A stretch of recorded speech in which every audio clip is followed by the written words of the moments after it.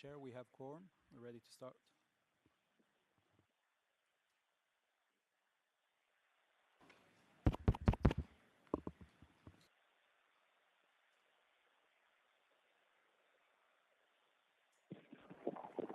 Test. No.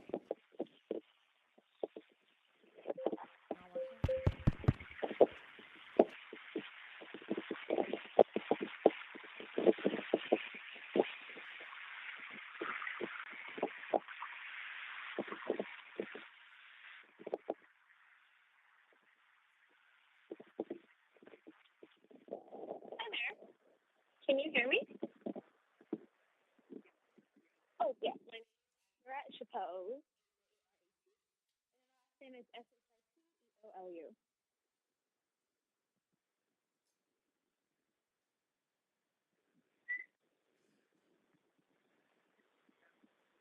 Oh, yeah, sure.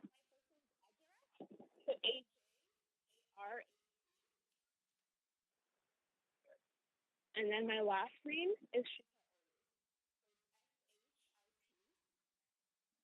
E, like.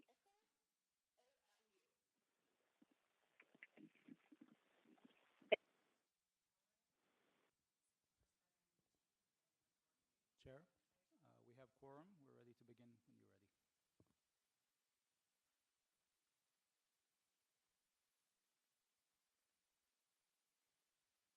ready. Yes, it's Chris Langenfeld. Oh, sorry, just 1 minute. We have an issue.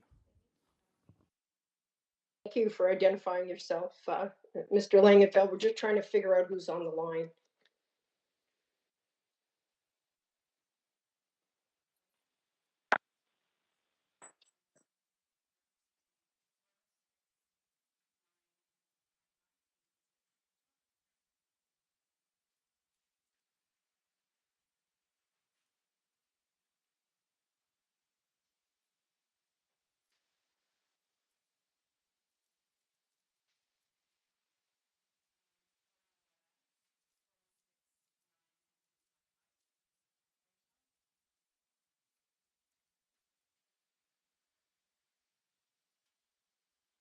Hello. Oh, hi there. Yep. Sean Singh, G-U-R.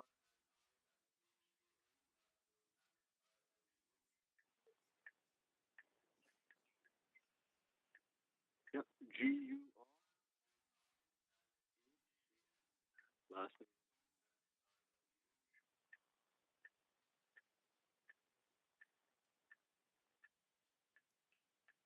Thank you.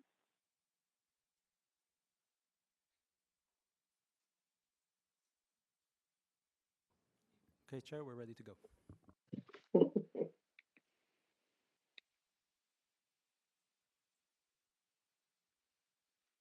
Good morning. Can everyone hear me? Yes, we can. Okay, perfect. Thank you so much. Good morning, everyone. I'd like to call this meeting to order. My name's Ann Morgan. I'm the chair of the Toronto Police Service Board. I'd like to welcome all of you to this hybrid meeting of the board. But first, I'd like to offer an acknowledgement to the land which we are holding this meeting on. We acknowledge that the land we are on as we hold this meeting is the traditional territory of many nations, including the Mississaugas of the Credit, the Anishinaabe, the Chippewa, the Haudenosaunee, and the Wendat people, and is now home to many diverse First Nations, Inuit, and Métis peoples. The board also acknowledges that Toronto is covered by Treaty 13, signed with the Mississaugas of the Credit, and the Williams Treaty, signed with multiple Mississaugas and Chippewa bands. Are there any declarations of interest under the Municipal Conflict of Interest Act? Seeing none, I will now turn over the meeting to Dr. Canning-Gisser, and he will go over the meeting's logistics. Thank you to everyone who has joined us in person, as well as those who have called into this meeting. Please note that this meeting is also being live streamed on the Toronto Police YouTube account and will be available there at the conclusion of this meeting. Please also note that the board will recess for lunch at noon and reconvene at 1 p.m. Joining us virtually is Chair Ann Morgan and Member Nadine Spencer. In person, we have Member Nick Migliori, Councillor Lily Cheng, and Councillor Shelley Carroll. In accordance with Section 35.2.1 and 35.3 of the Community Safety and Policing Act, which came into force on April 1st, board members may not exercise their powers or perform their duties until they successfully complete training approved by the Minister with respect to the role of a police service board and the responsibilities of members of a board. I can confirm that all board members have provided the board office with proof of completion of the mandatory training. We also have members of our board office staff, Chief Demke and his command team, members of the service, and of course, members of the public. We have individuals who have registered to make deputations, both in person as well as virtually, on our agenda items. As per our regular meeting process, deputations will be heard prior to the item being discussed and voted on by board members. When it comes time to do a deputation, those who have registered will be called upon and/or brought into the meeting. As always, deputants will speak, followed by an opportunity for board members to ask them questions. I would like to note that the board has processes in place to ensure that it functions as an effective governance body. These processes, which include a procedural bylaw, have been established to ensure board meetings are efficient and effective and to allow for the contribution of submissions by members of the public in a respectful and orderly manner. As part of its governance responsibilities, the board views its role as facilitating valuable and meaningful input and has always encouraged the regular inclusion of deputations and submissions by members of the public. Board meetings, however, are not venues for dialogue. Rather, they provide an opportunity in public for community input and board deliberation on the matters it is considering. As set out in the procedural bylaw, a deputant will not be permitted to speak disrespectfully to any person, use offensive words or language, or speak to any subject not on the agenda or any other than the subject for which they have received approval, or otherwise disobey the rules of procedure. A number of requests for deputation for today's meeting were denied by the chair because they did not meet these requirements. I would like to remind the members of the public who have signed up to give deputations that if your deputation speaks to a matter other than the subject of the agenda item for which you are speaking, you will be considered in violation of our rules of procedure. If your deputation violates our rules of procedure or you are otherwise disruptive, you will be advised, and subsequent violations may result in a deputation being ruled to be concluded, and the individual may be expelled from the meeting. It is my sincere hope that this meeting will proceed smoothly in an environment that is welcoming, respectful, and fair. And before I turn the mic back to the chair, I'll just clarify that I am sitting at this seat today just to assist the chair as she is attending virtually. Chair. Thank you, Dr. Canning-Gisser. Before I go through today's agenda, I'd like to take this opportunity to make some comments about a recent change in board membership. I first want to start by thanking Councillor John Burnside, whose term with the board recently ended. Councillor Burnside joined the board last August, and as Mayor Chow noted at the time, demonstrated a deep commitment to the effective and transformative community policing. As a former police officer, he brought an experienced perspective on law enforcement and community policing with his work with us. I'd like to thank him for his service and his commitment. I'd now like to welcome Councillor Shelley Carroll to the board. Indeed, it's actually welcoming Councillor Carroll back way previous to my time, she served as a board member from December 2014 to March 2018. Councillor Carroll brings a rich history of working hand to hand with the members of her community to create healthy, livable neighborhoods. Notably, she recently worked to implement the city's first alternative crisis approach for the policing of people in crisis, the Toronto Community Crisis Service. In addition, her role as chair of the Budget Committee and her ability to deftly balance policing priorities with financial sustainability will be of great benefit to her work on the board. And also, and as I've said to you before, Councillor Carroll, I know that you have a reputation as a very skilled mediator, and I'm going to rely on you, on your assistance with this great skill that you have, especially during these challenging times. And at this point, we have already sworn Councillor Carroll last week, but we would like to have her publicly sworn in ceremonial. And in order to do that, I will turn over the meeting to Diana King, who is our board administrator, to administer this swearing in. Welcome, Councillor Chair.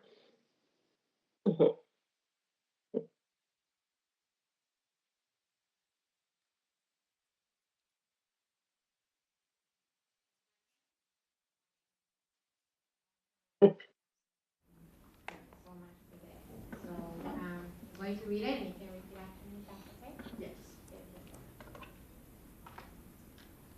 I solemnly affirm that I will uphold the Constitution of Canada, I solemnly affirm that I will uphold the Constitution of Canada, which recognizes and affirms Aboriginal and treaty rights of Indigenous peoples, which recognizes and affirms Aboriginal and treaty rights of Indigenous peoples, and that I will, to the best of my ability, and that I will, to the best of my ability, discharge my duties as a member of the Toronto Police Service Board faithfully, discharge my duties as a member of the Toronto Police Service Board faithfully, impartially, and according to the Community Safety and Policing Act 2019, and according to the impartially and according to the Community Safety and Policing Act of 2019, any other act, and any regulation, rule, or bylaw. any other act, and any regulation, rule, or bylaw. Thank you. And now to the oath of secrecy. I solemnly affirm that I will not disclose any information obtained by me I solemnly affirm that I will not disclose any information obtained by me in the course of my duties as a member of the Toronto Police Service Board, in the course of my duties as a member of the Toronto Police Service Board, except as I may be authorized or required by law. except as I may be authorized or required by law. You can Okay. sign, please. Thank you. And one more, just for record purposes. And I will sign.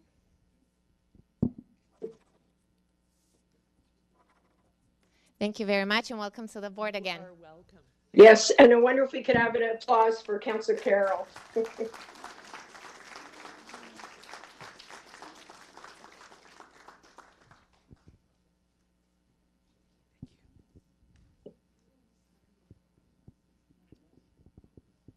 Thank you. I'm just giving a minute.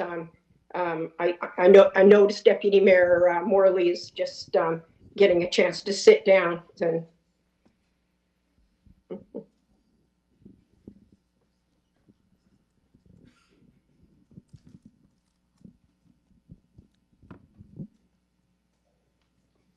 thank you. Dr. Kennegisser, are we ready now to proceed with the next portion of my of this meeting? I believe so, Chair. Okay, thank you. At this time, I'd like to say a few words. I know that in the minds of many of us is the recently concluded trial of Mr. Umar Zamir related to the death of Detective Constable Jeffrey Northrup and number of relevant issues relevant to the trial. The death of Detective Constable Northrop was a terrible tragedy. We continue as a board to offer our condolences to his family, friends, and the community who were affected by his death. We'd also like to acknowledge the pain suffered by Mr. Zamir, his family, his friends sustained during the entire process. We truly appreciated his heartfelt expression of sorrow for the loss of Detective Constable Northrop. The board accepts and respects the democratic legal process and outcome of this trial. The board's role is foremost to ensure that adequate and effective policing is provided in this city. The board may establish policies respecting any matters related to the public police service or to policing. I want to make this clear, though, however, what we do not do and what we are prohibited from doing is making policies or decisions with respect to specific investigation, the conduct of specific operations, the discipline of specific police officers, and the day-to-day operations of the police service. As a board, we very much support the 2 reviews recently announced by Chief Denkew. An independent review to be conducted by the Ontario Provincial Police as a result of the comments by Justice Anne Malloy, along with a full internal review as it relates to all aspects and procedures of plainclothes policing, including equipment, procedures for officers, and public safety. When these reviews are completed, the board will thoroughly review the results and use these findings to develop and revise any relevant policies. For example, policies as they relate to the plainclothes officers. I want to add, as chair of this board, that in the last short while, there have been many highly charged, divergent, and understandably emotional views on this matter. I am asking our community to let cooler heads prevail.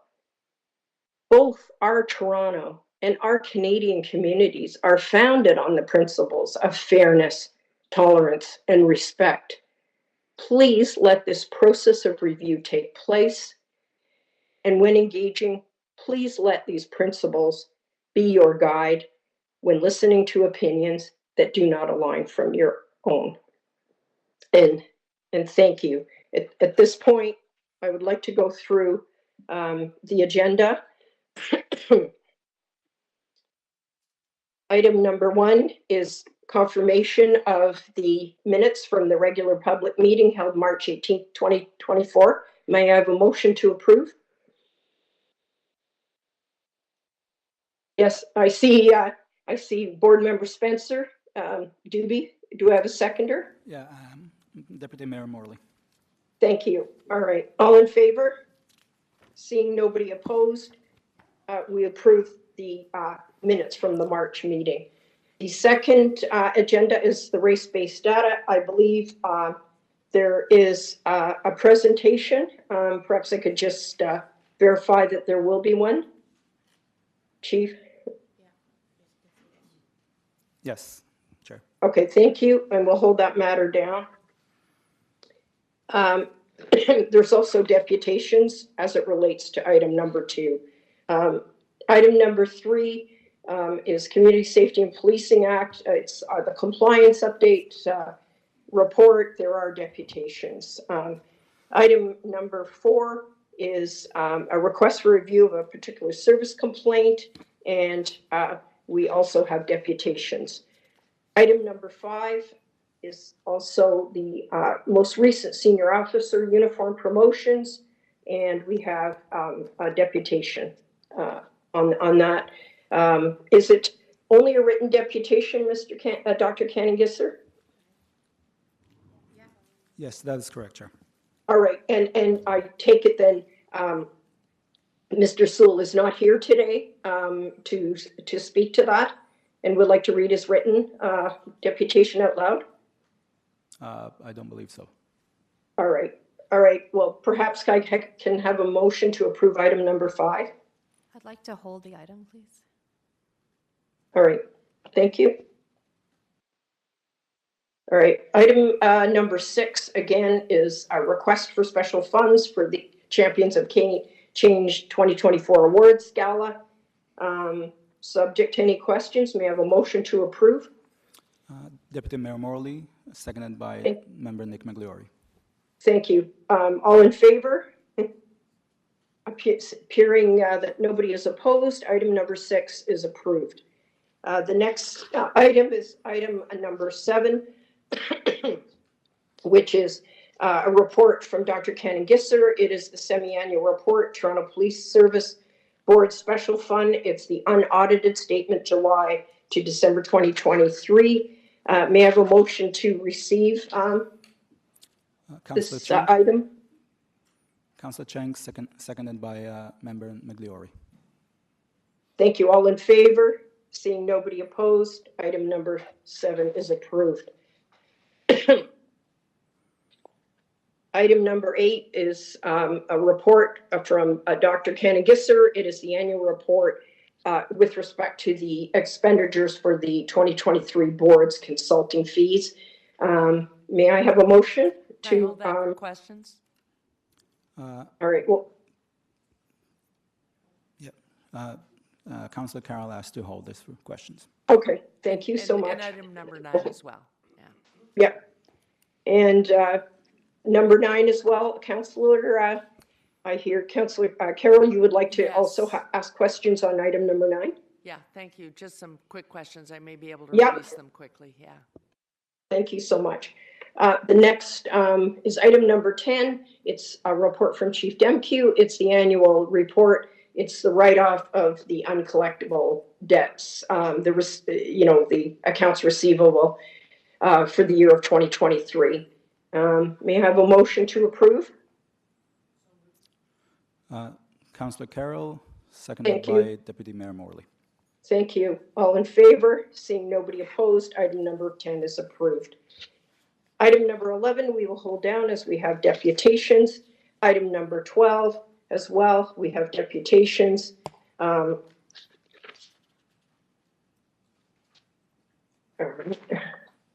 number 13, there are Chief's administrative investigative reports. We do have 2 deputations on that matter. Item number 14 by Dr. Cannon Gisser is a report, notice of revisions to the board's procedural bylaw. We have a motion to receive. I'd like to hold that one. All right, thank you.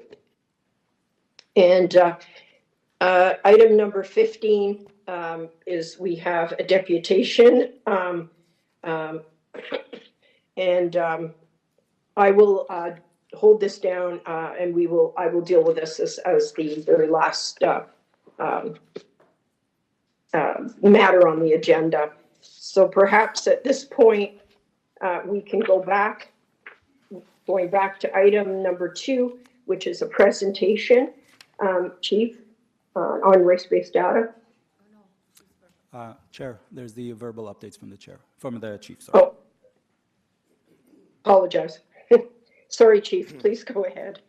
No, thank you, Chair. I appreciate that. Before I start my remarks, I too would like to publicly express a welcoming of Councillor Carroll effectively back to the board. But we do look forward to the governance and collaboration between ourselves and the board that's required to keep our great city safe in the best way we can. So welcome. Thank you, Chair, and good morning, everyone. Today I have a lot of information to provide, and we'll be calling on Deputy Johnson and Deputy Pogue to assist. In late 2023, in the early part of this year, our police service shared a concern in not being able to adequately respond to priority calls for service. We were transparent in our approach to sharing our response times to priority 1 calls while acknowledging that we needed to do better. We are grateful for the support of the board, the City of Toronto, and City Council, which allowed us to continue to hire, and we look forward to our efforts to develop a sustainable multi-year hiring plan. Today, I am pleased to report that since deploying 146 new police officers to frontline operations and promoting 80 sergeants and 50 staff sergeants to ensure frontline supervision, we are seeing early indications of an improvement in priority one call response times. Specifically, over the last 4 weeks, we have seen a modest yet consistent reduction in the time it takes to get to Torontonians when they need us the most. This time last year, response times to priority one calls were approximately 20 minutes. As you will recall, close to the end of 2023, the response times have crept up to over 22 minutes on average. Right now, priority one response times are 18.1 minutes.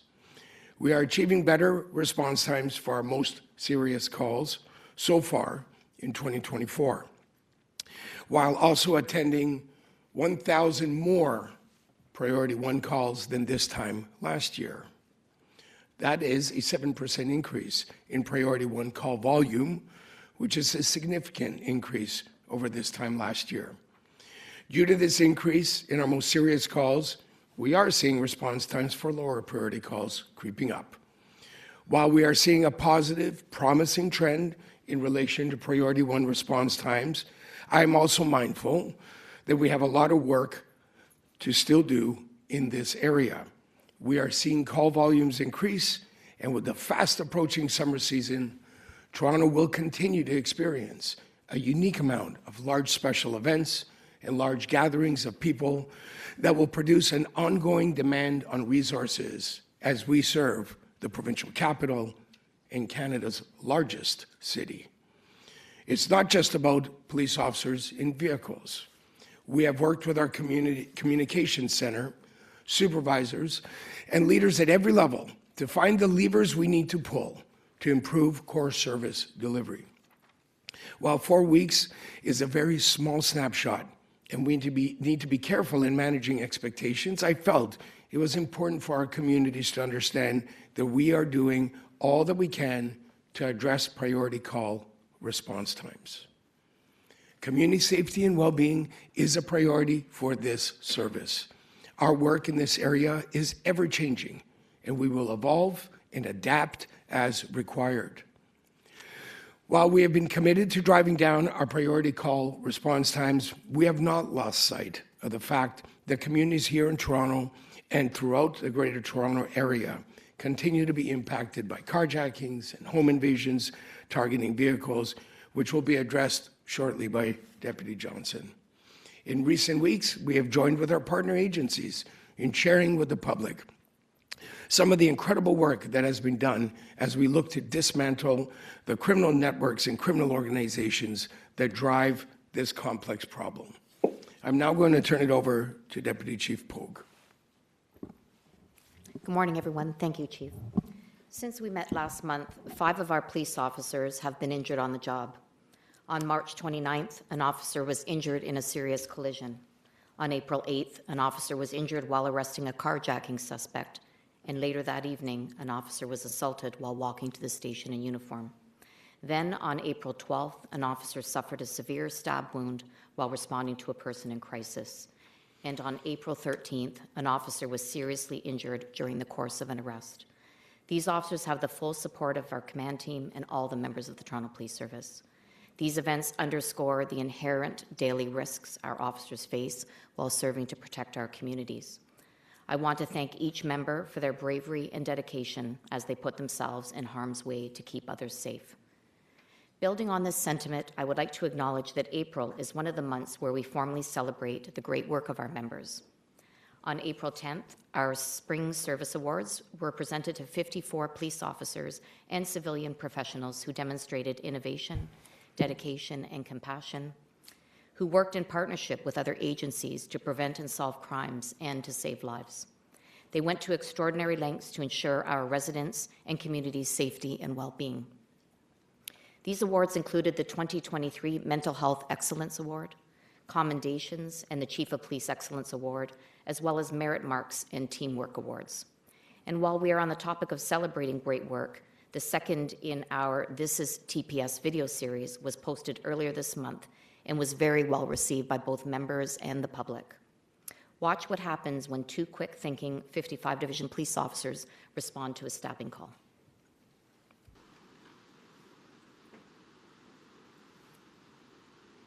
Me and my partner were in our scout car just writing up a report. A person with a knife call came over the radio. There was a lot of commotion going on the scene. There was a lady coming from the other end of the street just running down saying, you know, help, help, help. She told us that her friend was stabbed and was bleeding out. We got inside, went downstairs, and we noticed that the victim was in the bathroom, hunched over. There was blood coming down from the top of his head, and he indicated that he was stabbed in his arm. My partner went in to put pressure on his wounds to do life-saving measures there. I noticed that his entire forearm was completely cut open.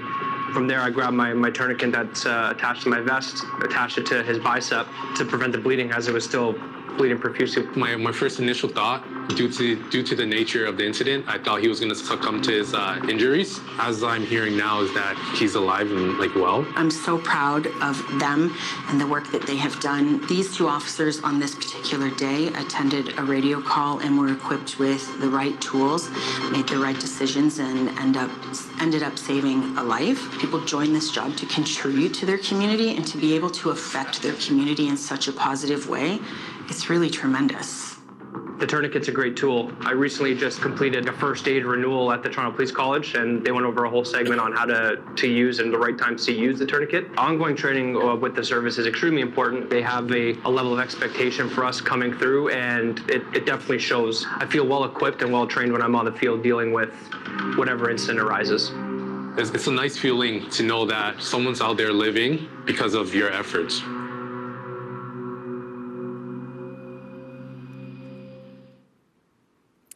So we have several more of these videos coming soon, driven by community members who want to share their experiences of being helped by our service and our members. Moving on to our prayer walk on April 11th, I was very proud to accompany faith leaders as we participated in our first simultaneous citywide prayer walk with the community. Members and police officers from every division across the city participated. This interfaith initiative promotes spiritual support, prayer, peace, and reconciliation. I was honored to join Toronto Police Chaplain Dr. Wendell Gibbs in the 52 Division walk from Yonge to Dundas Square to the First Baptist Church, which is a church that he oversees. With our city, nation, and world experiencing unrest, we are working with the faith community to share what it means to be peaceful, forgiving, gracious, and loving to build bridges in our communities. For the last 20 years, weather permitting, Toronto police officers in 23 Division and Black faith leaders have held monthly walks in Etobicoke, meeting with community members and engaging them in prayer. I want to thank Dr. Chaplain Wendell Gibbs, Chief Demkew, Superintendent David Ridzig, and Inspector Paul Rinkoff for their leadership and understanding that coming together through commonality of faith makes a huge difference in creating and strengthening bonds. Looking ahead, the 25th anniversary of the Ontario Police Memorial Foundation Ceremony of Remembrance will take place this coming Sunday, May 5th at 11 a.m. at Queen's Park Crescent. All are welcome to attend. In 2 weeks' time, communities and police services throughout the province of Ontario will celebrate Police Week. This year's theme, titled Join Us, emphasizes recruiting. During Police Week, our service will hold an event here at headquarters, and we will debut a new recruitment video compiled by our talent acquisition team. There will be many community engagement events planned throughout the week across all our divisions. I will now turn it over to Deputy Chief Rob Johnson for some additional comments. Thank you. Thank you, Deputy Pogue. Good morning, Chair, Chief, and everyone here this morning.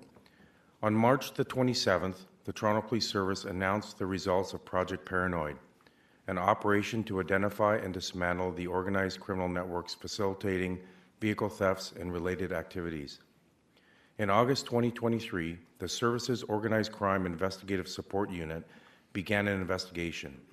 This investigation focused on the trafficking, shipping, and revinning of stolen vehicles. As a result of this investigation, 7 people were arrested, 105 charges were laid, and 48 stolen vehicles were recovered. The Ontario government funded this project through the Criminal Intelligence Service Ontario and a Preventing Auto Theft grant. Through the PAT grant, Equite Association, which is a national independent organization committed to reducing insurance fraud and crime, provided supplemental training to our police officers on best practices to identify rear-end vehicles, how to recognize anomalies in motor vehicle transaction records, and the process for seizure and examination of suspected stolen vehicles, among other topics. As part of this investigation, several businesses in the Greater Toronto Area were identified as locations where stolen motor vehicles were stored and sold prior to being shipped overseas or being revinned and registered to be resold in Ontario. This work with other police services and the private sector demonstrates the importance of stakeholder collaboration to address an issue impacting our community's safety and well-being. Crime Stoppers Toronto also provided support and assistance throughout the investigation. Toronto Police also worked with the Canada Border Services Agency, Criminal Intelligence Services Ontario, York Regional Police, and the Halton Regional Police Service. So far in 2024, we have had 107 reported carjackings in the City of Toronto alone. That's a 98% increase compared to the same period last year. This year, the Toronto Carjacking Task Force has had recent success in their investigations, arresting 52 accused persons and laying 370 charges and recovering 83 vehicles. We will not stop in our pursuit of these individuals that engage in violent carjackings. One of these carjacking incidents is worth highlighting. On April 6th, a blue BMW X5 was carjacked by 3 masked men in the Ellesmere Road and Kennedy Road area. 5 days later, another young man was filling up his Lamborghini at a gas station in the Yonge and Shepherd area of the City of Toronto. At this point in time, a gray sedan approached. He was assaulted and run over by his own vehicle as the suspects fled in his car. The next day, the automatic license plate reader in a scout car spotted the stolen Lamborghini. Our officers observed the driver park the vehicle and enter a bar.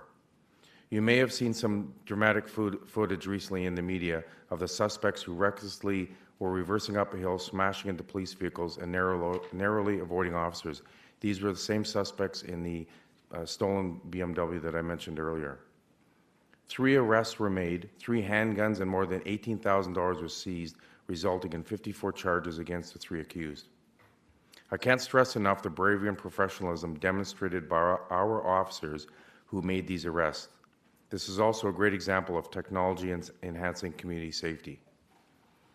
As of now, all stolen vehicles on file with the Ministry of Transportation are on the system to alert officers of the presence of stolen vehicles.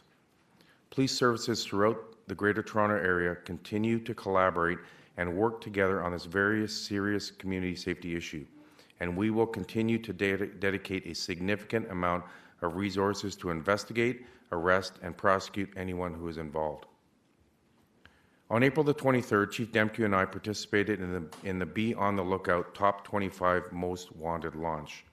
BOLO's campaigns have featured some 60 most wanted fugitives and offered more than $2 million in major awards. And the BOLO program continues to make communities safer across this country. This is the 4th iteration of the Top 25 campaign, which targets Canada's most dangerous suspects wanted for the gravest crimes. 6 suspects wanted by the service are featured in this campaign, including the new #1 most wanted.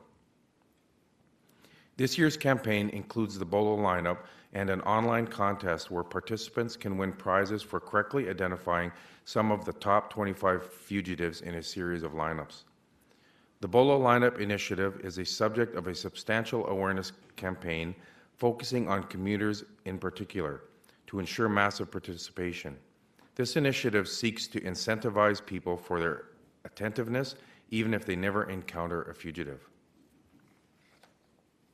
I'm also pleased to report that thanks to the leadership of our private sector partners, pharmacists and pharmacies, and the Ontario College of Pharmacists, we have seen an 82% reduction in the robbery of pharmacies, thanks to the use of time-delayed safes. There have been 10 pharmacy robberies so far in 2024, compared to 60 at this time last year, mostly involving the theft of opioids such as oxycodone and fentanyl. This is an example of the value of private sector leadership and police partnering on crime prevention that has resulted in a significant reduction in violent pharmacy robberies. Chief, back to you. Thank you. Since October 7th, our service has managed more than 650 planned and unplanned events and demonstrations. This has included special events with as many as 50,000 people, often with multiple events occurring at the same time. Over the past 7 months, service members have attended 1,072 hate crime calls for service, and there have been 244 hate crime occurrences, resulting in 77 arrests and 200 charges. We are continuing our daily engagement with and increased presence in Jewish and Muslim communities, including maintaining command posts near places of worship. Earlier this month, in partnership with the board and Crime Stoppers Toronto, we launched an important campaign to encourage the reporting of hate crimes and to bring awareness to the devastating impact hate crimes can have on our communities. We encourage the reporting of any suspected hateful act to police by calling us or by making an anonymous tip through Crime Stoppers. We are committed to doing everything possible to apprehend those responsible for hate crimes, and we encourage people to call when they are not sure if what they saw meets the threshold of a hate crime. I want to thank the board for supporting this campaign and Toronto Crime Stoppers for their partnership and leadership in supporting our efforts to enhance public safety. Our hate crime unit continues to investigate each reported instance of hate, and we want to remind everyone that charges may be laid at a later time, such as hours, days, or even weeks after an incident, including demonstration-related incidents. Chair, I would now like to close my remarks by speaking about my reaction to the verdict in the trial regarding the death of Detective Constable Jeffrey Northrop. As you know, it's been a particularly difficult week for our service and our members, and has also led to some very difficult public conversations. I fully understand the concerns that have been expressed, and I've been reflecting on my comments as the Chief of Police. I apologize for my choice of words in those early moments outside the courthouse. I want to be very clear and repeat that I respect and accept the decision of the jury. As I've said, closure can never come at the expense of justice. I should have been more clear that I support and accept the verdict. We know there is nothing we can do now to bring back Detective Constable Northrop. However, we do owe it to his legacy to ensure we are doing everything possible to prevent such a tragedy from ever happening again. That is why I have initiated a full internal review of all aspects of plainclothes policing, including equipment and procedures for our officer and public safety. I've also asked the Ontario Provincial Police to conduct an independent review, and they are now determining the terms of reference for the review as a result of the adverse comments made by Superior Court Justice Anne Malloy. We have also notified the Law Enforcement Complaints Agency. This is in compliance with the new Community Safety and Policing Act, which came into effect April 1st. I will report to the board on the findings, and I am committed to transparency. I will share publicly everything that I possibly can regarding these reviews. Thank you. Thank you, Chief, for the update and some of the recent developments and promising news about drops in response times and all the heroic and courageous work done by the officers. And I thank you too for your heartfelt comments as it relates to some of the challenges and public sentiment we're dealing with right now. I believe we can now move on to item number 2, which is race-based data. Chief, I understand that there will be a presentation. Yes, Chair. CEO Stairs is stepping to the podium now, if you could. Yes, thank you so much.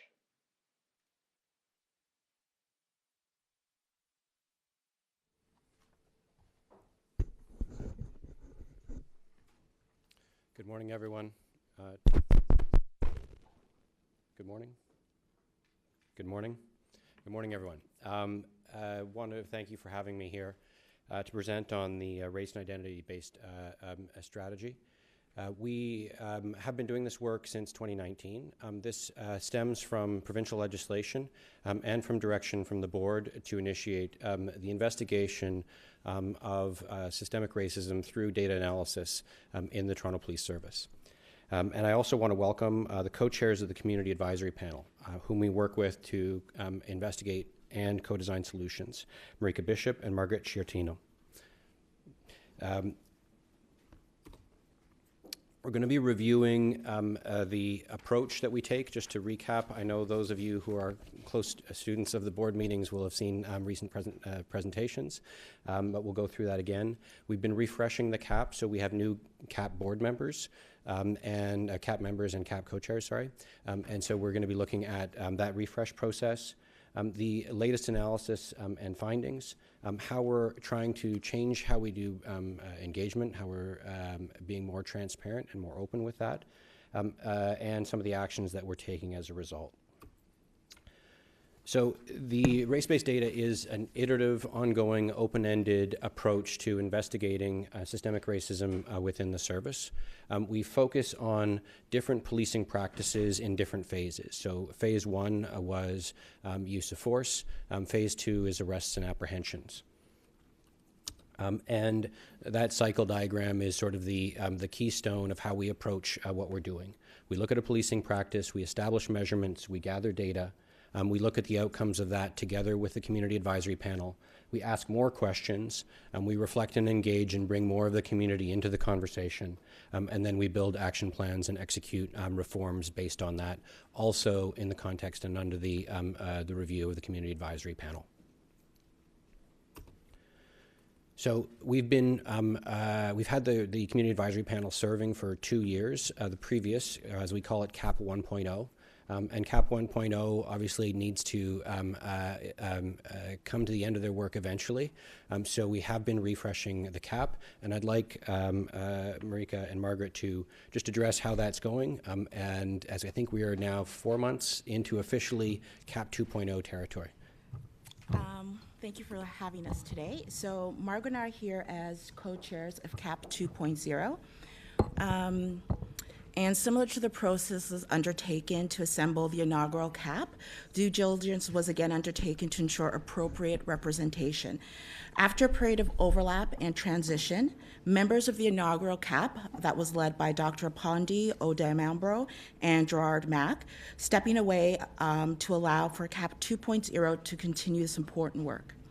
CAP 2.0 was onboarded in April 2023 and currently includes 14 diverse residents with experience in community organizing, academia, and social services. CAP 2.0 meets either bi-weekly or monthly to discuss priorities for hypothesis building, as well as bringing together our lived experience and community perspectives in understanding and interpreting data findings. Since April 2023, CAP 2.0 has visited and toured the new courthouse and the TPS 911 Communications Center. We will continue to seek out opportunities to review data findings with other stakeholders, such as ARAP and MHAP, as we see that there is little benefit to creating silos when focused on bringing together, when focused on the same goals. Colin? So there is a lot of analysis. As you can imagine, since 2019, that's 5 years of analysis. We structure our analysis around questions, questions that are posed by the community, and in more scientific language, we might call them hypotheses as to what's going on in policing and trying to address systemic racism. So after 5 years, we have a lot of hypotheses. Some are backlogged, some we can't answer with the data that we have, but we still keep track of them. Some we are able to answer, some we're able to answer partially. So much of our work is getting quite complex, and it's difficult to be transparent with that much information. So we've launched a new interactive dashboard. It's available on our website, and it tracks all of the hypotheses and which policing practice they associate to, as well as what findings we've been able to address, what information we've been able to gather, and what we've been able to make of these hypotheses. But I think it's best that the CAP speak to the results themselves, and so I'll turn it over, Margaret, I believe, to speak to the results that we've been finding lately. So I'll just briefly go over some arrest and outcome data that we found so far. So CAP 2.0 continues to conduct analysis required to better understand the arrest and outcome data. And as we gather questions from stakeholders and from our meetings, we will continue to develop and build hypotheses and understand the why. So I'll just go over some high-level data findings. So we've noted disproportionalities by race in terms of arrest. So Indigenous persons were overrepresented 1.4 times in arrests compared to their presence in enforcement actions. Black persons were also overrepresented 1.2 times in arrests compared to their presence in enforcement actions. We've also noted disproportionalities when considering age. So while Indigenous persons were overrepresented in arrests, those aged 55 and older were particularly vulnerable. Additionally, while the majority of youth were underrepresented relative to their presence in enforcement actions, both Black and Middle Eastern youth were overrepresented. Also, when considering gender, we noticed a significant disproportionality. Indigenous women had a higher disproportionality in terms of arrests, which was 1.9 times higher relative to their contact with police. With our data, this was the highest disproportionality we saw. I would also like to note the experience of the Indigenous community when booked at the station. This was particularly unique. Those with one arrest were held in custody 1 hour and 18 minutes longer than the general population. With the Indigenous community, those with 2 to 3 recent arrests, they were held 55 minutes longer. So the circumstances driving this is something that we still need to analyze and understand.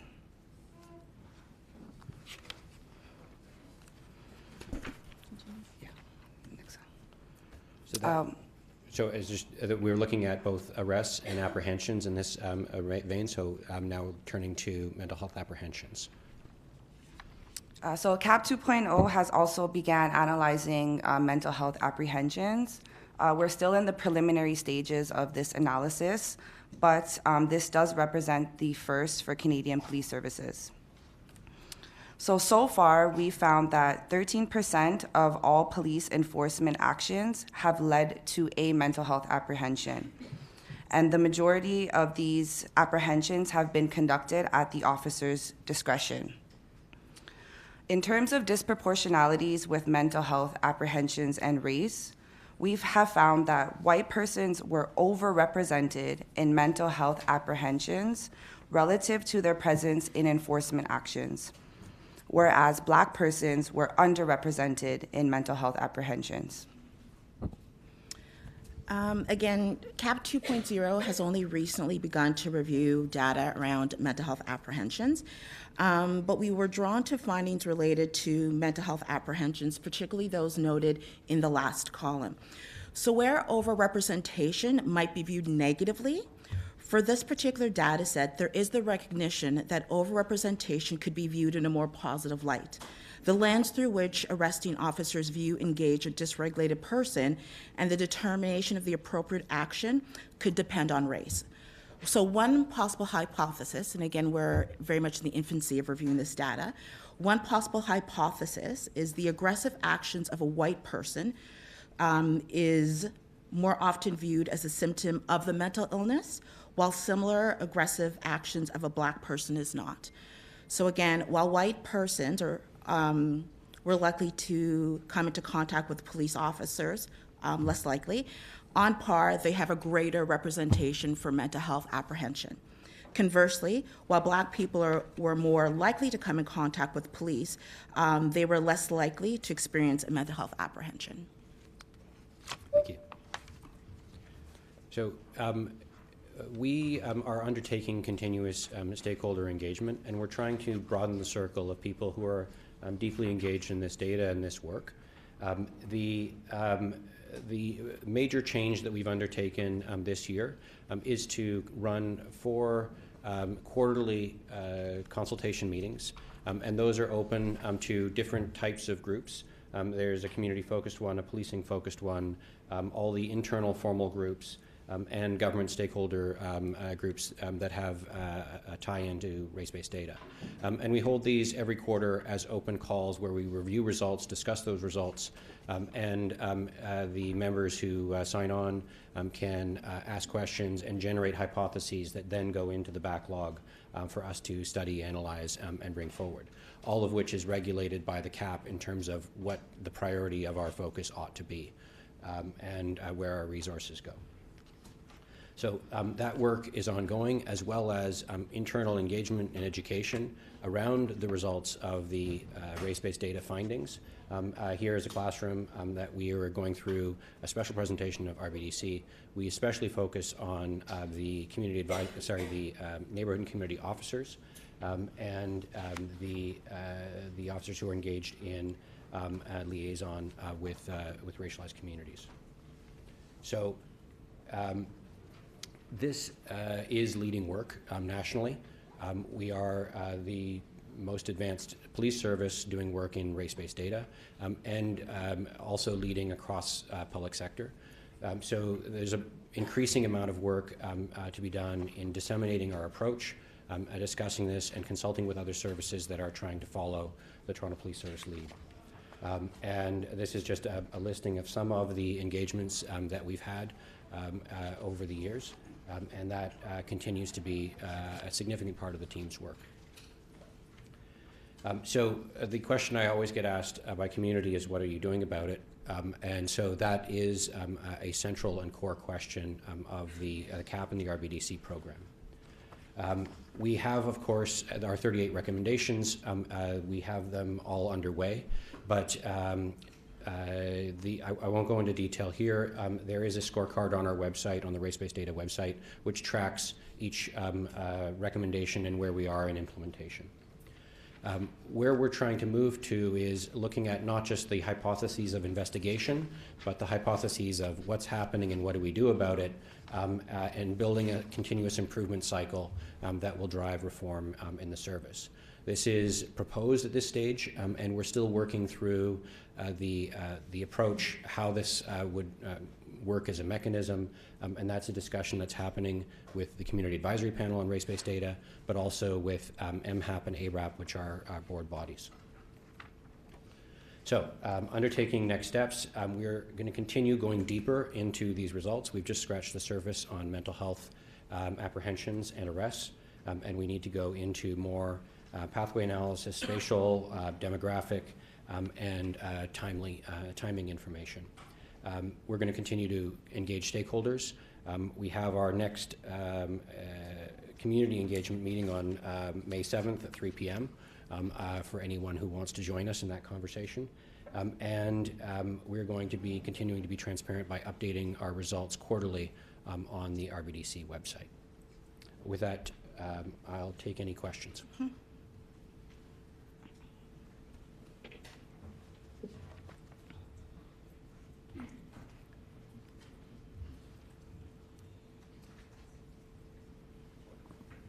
Chair, before we go on to questions, if we can have the deputations.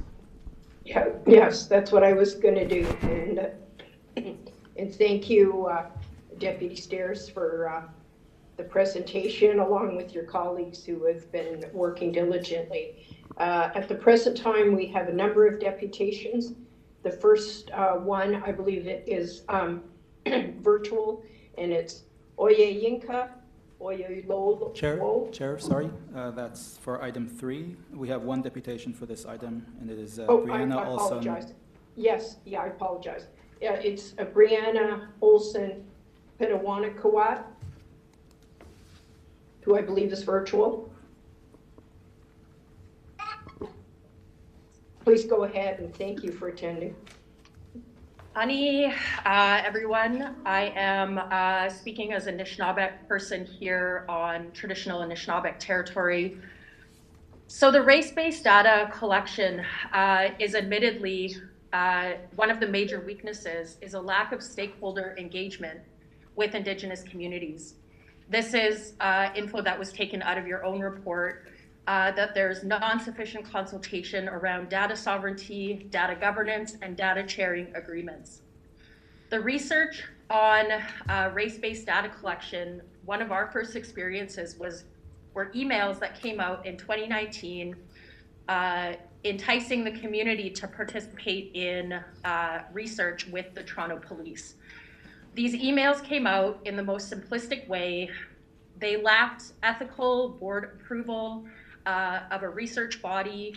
There was no clarity on things like the implications of disclosure to TPS, implications of potential psychological harms for people who participated, and lack of clarity around who owns the data in regards to Indigenous people.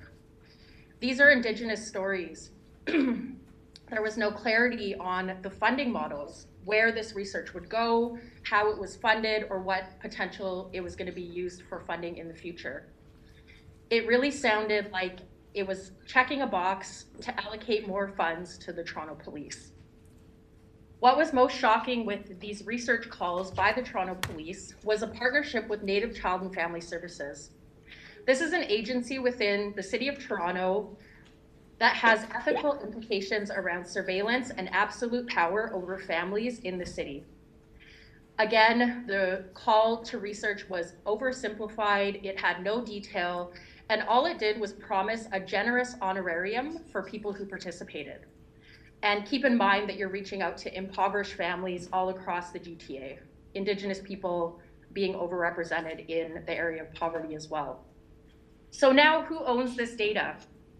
Names, date of birth, sensitive info on police interactions. Oh, right, the police own the data. So you're using our info and data to bolster your anti-racist agenda to potentially garner more funding. This really sounds exploitive. This is why ethics in research exists. Data theft and exploitation of our stories is just another arm of colonization. We only need to look at well-established Indigenous-led research and data to see TPS's lack of progress. The MMIW G2S report indicates Indigenous women are the fastest growing population in prisons, and this is actually an international human rights crisis. And your own funding and your own findings indicate Indigenous women are 1.9 times overrepresented in arrests, and that Indigenous people experience higher than average time in custody. This is directly linked to the crisis of missing and murdered Indigenous women. Within the last couple weeks, an Indigenous woman within the city was brutally arrested for protesting a literal genocide that is being internationally recognized. What you also find is a demographic that is overrepresented is Indigenous people over the age of 55. Did you know how many survivors, Indigenous seniors, we've had to support as they sleep outside in tents and encampments in the city? Because there's a lack of shelter beds and not even a space in a warming center in the winter. Perhaps this is one of the many Indigenous seniors over 55 in your arrests. Do you realize that means that these arrests are overrepresented with residential school survivors, with 60 Scoop survivors, Indian Day School survivors? The crisis is clearly outlined by the TRC, and the Yellowhead Institute here in Toronto stated that no calls to action were completed in 2023. I think that the Toronto Police really clearly think that they are exempted from TRC calls to action, from MMIW reports, and they'd rather just do their own research when it comes to race-based data. Now you're moving into the area of harm reduction, partnering with things like OPS sites in the city, which provide life-saving care to people in their most vulnerable state. And that includes a vast number of Indigenous people. So with that, I'd like to complete my submission, and thank you for your time. Nahaw, miigwech. Thank you so much, Ms. Pitawanakwat. Deputy Stairs, I wonder, did you want to make any response to Ms. Pitawanakwat's comments as to the use of data, or if there's any governance over the actual funding for this particular initiative? Certainly. So the board has directed the service to undertake this program, and that is where we draw our governance, and the board in turn draws it from provincial legislation which requires the study of race-based data. So that is the structure. In terms of Indigenous data sovereignty, which I think is the question here, the data that we are using is entirely the services data generated in the course of our policing work, and therefore the data ownership is the services.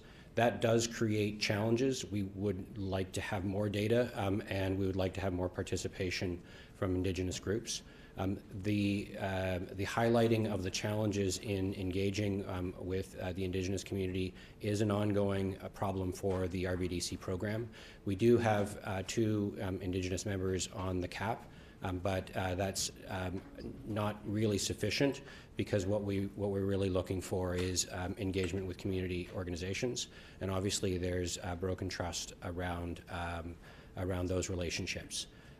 I would offer myself personally to engage with the deputant and discuss these issues, as well as to engage on the substantive elements of what we're finding. We are absolutely seeing in the data intergenerational trauma and the result of it in the streets of Toronto. So that is showing up loud and clear, and it's showing up as disproportionately impacting Indigenous women, which is the highest disproportionality we've seen pretty much in the RBDC program.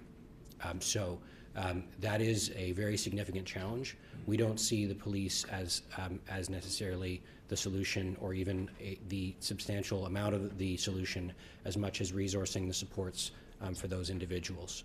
So that's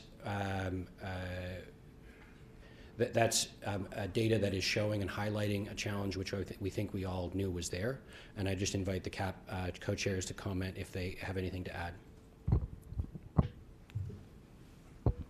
Yeah, definitely one of our challenges was ensuring that there was Indigenous representation on our team. We know that past traumas and distrust is a problem, which is why we're here. So definitely that's something that we have also been looking at internally to figure out how we can engage with these communities, how we can get people on our team that can also look at this data, provide their experiences and those type of things in order for us to understand the why and how we can fix these disproportionalities. I just want to say as well that these are the hard conversations, and we are having hard conversations in the community advisory panel, and I am challenged, the service is challenged regularly by the CAP on approach, on what we're doing, on what we're looking at, on what we're doing about it. I want to acknowledge the team. We have the team sitting here. If you just would stand up, folks, who've been working for 5 years on this RBDC program to run the analysis, to be true to the mission of what we're doing, to have the hard conversations and be in the room. And I also want to thank the Community Advisory Panel, both CAP 1 and now CAP 2, for their commitment to investigating, understanding, diving deep, and going into this information to find real solutions. Thank you. Thank you, Deputy Stairs, and I also thank you for just some clarification. Thanking Ms. Pitawanakwat for her thoughtful submissions, and also for your invitation for her to further engage if she so chooses.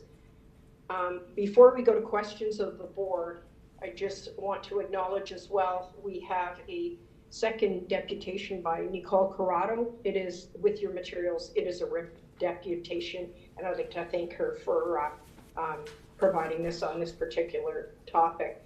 Are there any questions from the board or anyone? Nadine? Thank you very much, Chair, and thanks to the team for providing this this report. My question has to deal with engagement on and training, and I wondered how has the internal engagement with service members evolved during phase 2, and what measures have been taken to ensure their active participation and understanding of the strategy? And then could you also elaborate on the training sessions delivered to service members, particularly focusing on how they're equipped to contribute to fair and unbiased policing in this context? I'm going to ask Miha to answer that question. Good morning, everyone. My name is Miha Dinka. I'm the RBDC lead. Thank you so much for the question. So we changed significantly the way we train our officers based on the lessons learned under phase 1. First of all, we have more liaison officers. We have 42 right now across divisions. Basically, they are the ones who get a more understanding about the RBDC strategy, and then they are the go-to persons. The officers can go and ask questions or get clarifications or get support. So we, at the beginning of phase 2, we've done onboarding of all these liaison officers. And also in our regular trainings and meetings with the officers, we included the neighborhood community officers. That's the first time we are doing this because we recognize that they are the face in the communities. They are the ones understanding the challenges. I don't think this is working anymore. Yeah. So they are regularly included in our internal conversations, similar to the conversations we have with CAP and community members. We understand that involving our members is very important, so we share the preliminary data findings, and also we gather their hypotheses or questions because they bring the operational perspective. So it's very important in our analysis to combine the operational with lived experience. So to marry the two of them is very important. And so anytime, as the CIO mentioned, we have quarterly meetings with the stakeholder groups. We also have similar meetings with our liaisons, neighborhood community officers. Recently we started a roadshow. So basically we go in different divisions. We also identify the key internal audiences which are very significant for what we are doing. So for example, MCIT officers, we are going to have this very close conversation with them to understand what's happening on the ground, what do we need to take into account from the dynamic of police interaction in our analysis, so we can reflect all of this to the extent we have the data findings. Thank you. Thank you so much. Were there any other questions? Councillor Carroll? Right now, my view of the camera is focusing on Deputy Stairs, so Doobie, thank you. Yes, so the training, following on the question, the training that's mentioned in the report, the 250 new recruits, et cetera, what's the frequency of training? Where do we go from here? So there are two different kinds of training. So one is for the RBDC liaisons and the other training for the new recruits. This is part of a broader program the Toronto Police College is offering, which is the fair and unbiased policing. And RBDC module is only one component of this. So RBDC team is providing training around the RBDC strategy in order to ensure that the new recruits, before they get on the ground, they understand why this work is important, because they are the first ones basically collecting this information. And if we do not get the quality of data, we are not able to do get the robust analysis and also solutions. So again, it's part of a broader program, and there is the anti-black racism. There are so many other components. Right. So is the goal that you know, at the end of this pilot program, the goal is you have something here that then makes it into the annual training for all officers? Yes. Okay. And then if I can ask questions regarding the deputant, I think you said there are 2 Indigenous members of the CAP, and are they Indigenous leaders, or do they get at some of the concerns that the deputant has? So one is an academic, a PhD student, and the other one is a community leader. And very much what the deputy has said, there are challenges in engaging not only our Indigenous communities, but communities that are part of BIPOC. There is a perception that this exercise in its second iteration is performative. So how do we dispel that? How do we work collaboratively to have meaningful, impactful outcomes? We take a look at the recommendations that have come from CAP 1.0. We take a look at which have been implemented and which haven't. And then we take a look at whether or not the feedback from CAP 2.0 would mirror the recommendations from our initial group. And again, it's how do we make this not performative? Right, right. So to that end, I'm wondering, because the CAP you touch base with on a quarterly basis, and there's sort of an updating, I suppose, and then their feedback. But I'm wondering if overall, if the pilot has employed an Indigenous consultant so that you have sort of ongoing advice on how to make those approaches. We've tried that approach. It hasn't been terribly successful. Part of the issue is who speaks for the Indigenous communities. And so the challenge of hiring a consultant is they purport to be a channel, and so then you have people who buy into that and you have people who don't. So the challenge is how to engage the community broadly. And so using approaches like circles, a deeper community conversation and more face-to-face time spent is really the path that we've sort of learned to take the approach. I wouldn't say that it's highly successful, but it's more successful than taking the consultant approach. Okay, thank you. Those are my questions. Thanks.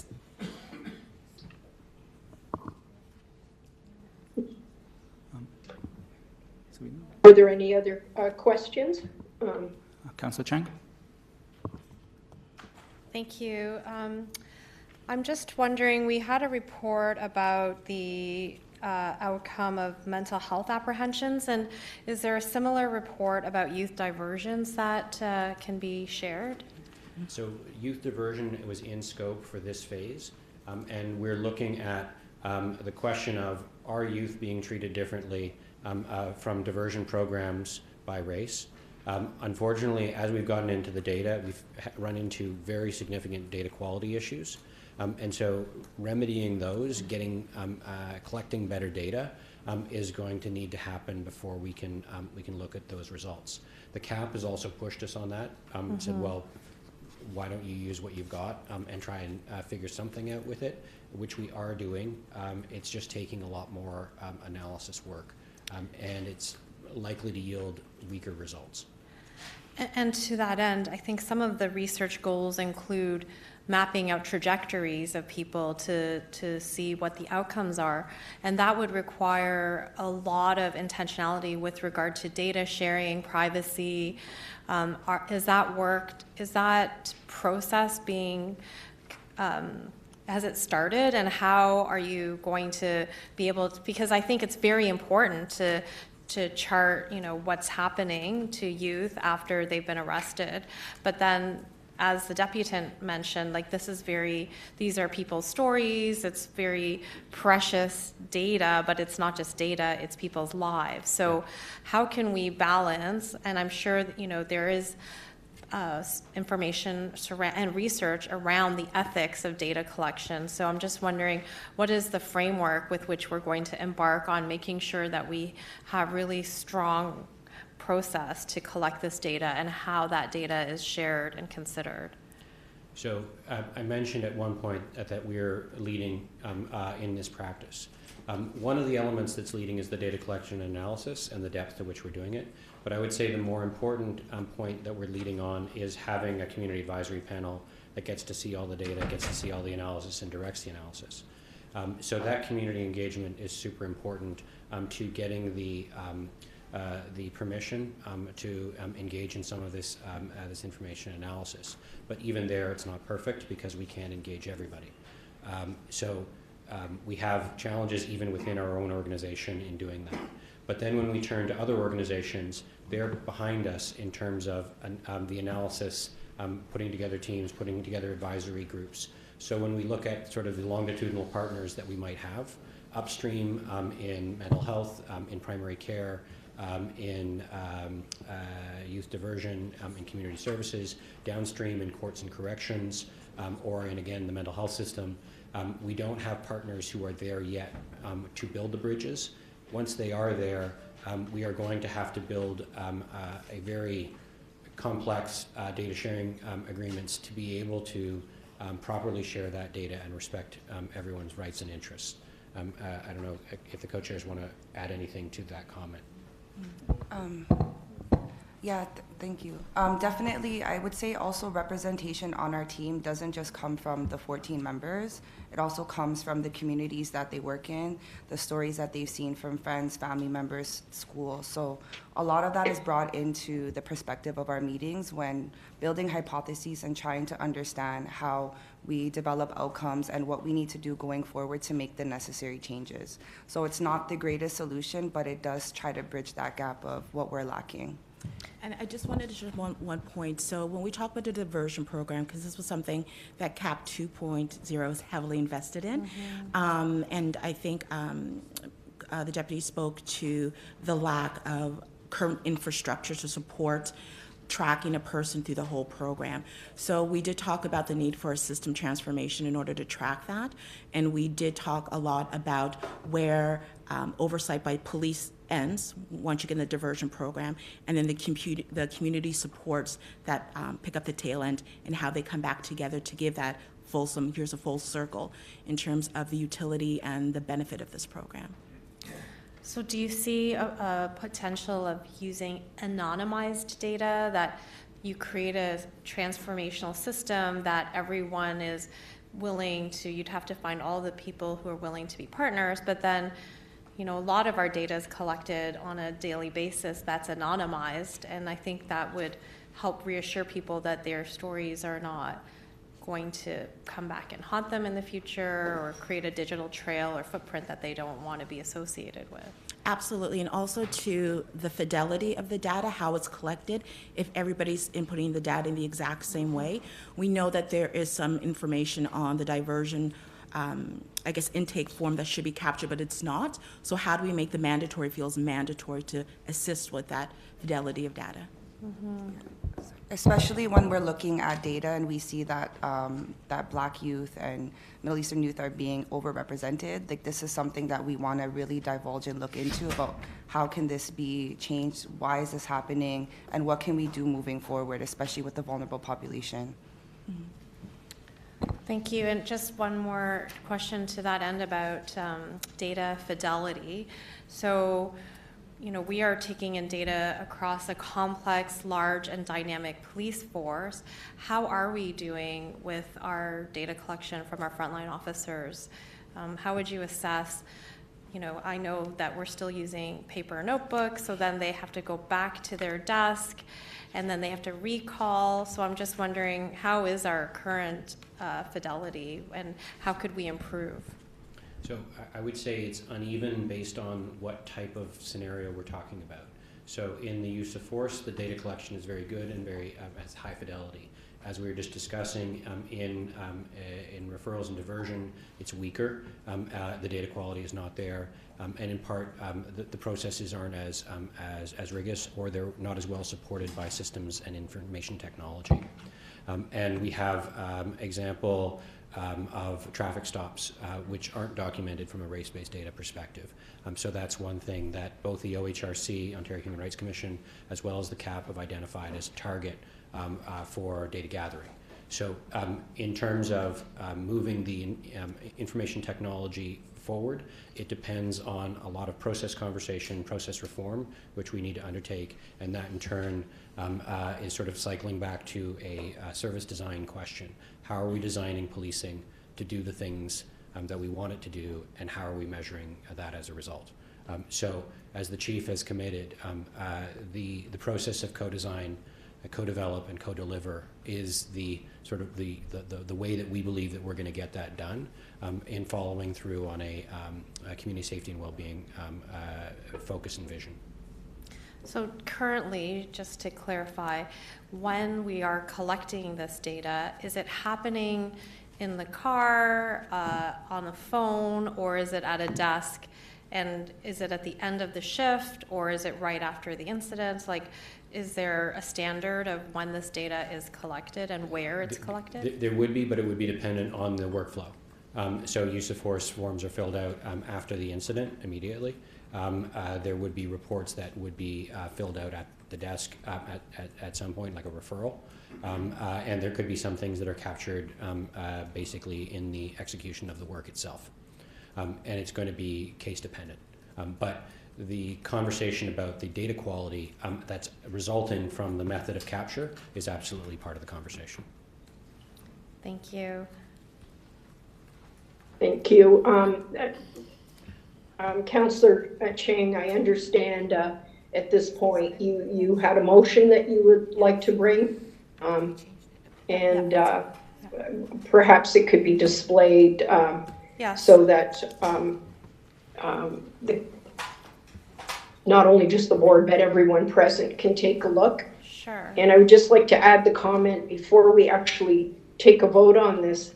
I'd like to, I thank Deputy Stairs for trying to answer all these questions, because it's a very, you know, as you, you know, elaborated and your team elaborated, a challenging area, as well as collecting data and engaging with the public. So with this particular motion, I kind of would like to welcome before we actually vote on it, if you have any comments, because you're the leader in this area. And I know despite the challenges, TPS is actually the leading police service in the country, let alone in North America, in this kind of work. So I appreciate before we vote, if you could take a look, because I am interested in obviously not making demands that are something that perhaps are outside your scope or ability. Sorry, just to clarify, so this is actually a motion not for Mr. Stairs, but for the board staff, that we would consult with Indigenous communities, because as Colin pointed out, he is following direction from the board. So it's our policy about race-based data collection that's informing his work. And so based on what the deputant shared, and as well as our community advisory panel members, I think this is just helping our board to be intentional about addressing issues around the ethics and research and data ownership, so that our policy could be better informed. That would then lead to perhaps better supporting Colin in his work. So it's not a direction for him, it's a direction for us. Yeah, I thank you, Councillor Chang, for clarifying that, because this is the first time I've actually seen this. So, so thank you, and thank you for clarifying that. So at this point, Chair, do we have a seconder for Councillor Councillor Carroll, Chang's motion? So was that a question? I put my hand up to speak to the motion. Is there a question that I've missed? Sorry, Councillor Carroll, do you have a question for this? I think Councillor Morley wants to second the item. I just put my hand up to speak to the item and to the motion. To the motion? Yeah. Okay. I'm assuming we're moving motions now, so we're in speaking. Before that happens, Diana has asked if there's a report back that we'd like to attach to it, and I guess my question would be, when would this policy review be reported? Was there already something on the calendar of when this report was coming to the board? Sorry, I would have to look at our records and get back to you on that one. I don't. Okay, so I think we'll just leave it, and when you are naturally going to report it, it could be reported alongside. Yeah. I'm happy to second through you, Madam Chair. Thank you. So, yes, thank you, Deputy Mayor Morley. I haven't missed anybody else. I believe Councillor Carroll has a question. I don't have a question. Perhaps we have a different procedural order than the last time I was here. We had questions, and then I heard a motion moved. I'm assuming we're now in board, and this is where we comment on the item? Yes. Great. Go ahead. Great, because that's what I want to do. I'm not going to move a motion because this really comes as advice and an undertaking if Mr. Stairs wants to do so. I do support Councillor Cheng's motion because I think maybe we need to understand this. But I would also advise, I heard Mr. Stairs' answer, but I would also advise that at some point before this pilot comes to its completion, that we really do, if there are resources for this, and I don't know, I haven't looked at phase one, I don't know what the total budget is yet, I'm still absorbing, consider looking for an actual Indigenous affairs consultant to look at this. I would hate, hearing the deputation today, I would hate for us to get to the end, execute this pilot, and then find ourselves in reporting out the final findings that it's all just offenses being taken and you end up an Indigenous community having an angry protest against the report for whatever reason. It feels like they need a little more trust before they're willing to stand by the comments of whomever in the Indigenous community is taking part. It looks like you could end up with leaders in the community saying, we don't endorse this report in any way. And then that kind of calls into question the actions that you may be recommending coming out of this pilot. And so there may be, for instance, in doing the board consulting, I wouldn't do that without touching base with our Indigenous Affairs Office back at the city for a little advice. You just get advice so that you don't, have it taken offense to, and that it is seen as the well-intentioned action that it is. And so it's just advice. It's probably advisable before this pilot comes to a close. I don't know how many phases there are, but I given the deputation, that would be my best advice. Yeah. Would I be able to add one thing to that? So what we've heard from the Indigenous individuals within CAP is the way that you engage. There is a way that government historically engages that does not align with thoughtful consideration of how people want to be engaged. So whatever part of the conversation that you have in determining how to consult, ask how they'd want to be consulted. So I just, I've asked Roseanne to step up. Roseanne runs all of the community consultation and engagement for the RBDC program. So broad shoulders. Roseanne, you want to make any comments? Thank you very much, Councillor. I've been on this project from the inception, and so I was the one working with our Native Child and Family Service, and it has been a difficult process to get Indigenous communities working with us, particularly on race-based data. We are currently working with the Indigenous Affairs Office as well as the MBA group that they have, which is their internal support network for Indigenous staff, and getting feedback from them as we're sharing the data that we're going through.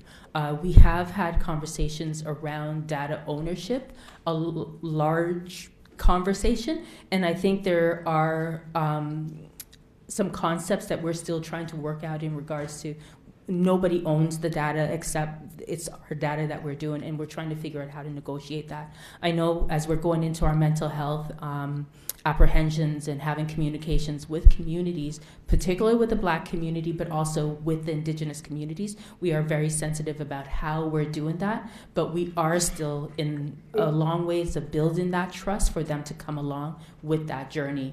And we are very sensitive around that, and we're patient because it has taken over 5 years to have those conversations, but we're slowly making ways, and we're not giving up that process, and we're working on it. Yeah. Thank you. I appreciate Councillor Chair Carroll, your comments, and as well the subsequent comments. Doobie is my eyes from afar. So, are there anything else before we go to vote on this motion? Deputy Mayor Morley. Thank you. Just a quick comment, and my thanks to the staff and to the co-chairs for your leadership on this important work. I think what's coming up for me, and just wanted to underscore the importance of the relationship building. The race-based data, I think, is the end goal that we all want to be able to work collaboratively together, but we are addressing and sort of unpacking many generations of harm that have been done in our communities, and I'm really proud to be part of a board and a service who's very honest and frank and willing to kind of have those hard conversations. But I think, again, the culturally appropriate approaches and sort of shelving the work and prioritizing the relationships as part of that work is going to be a really critical way forward. So I appreciate the good thinking and, again, the good confirmation that we are really working in that way. But I just wanted to underscore the value in that. As we know, if we want to go a far way together, we got to go together, and that takes time. So thank you all so much. Thank you so much, Deputy Mayor Morley. And at this point, has Diana had enough time to?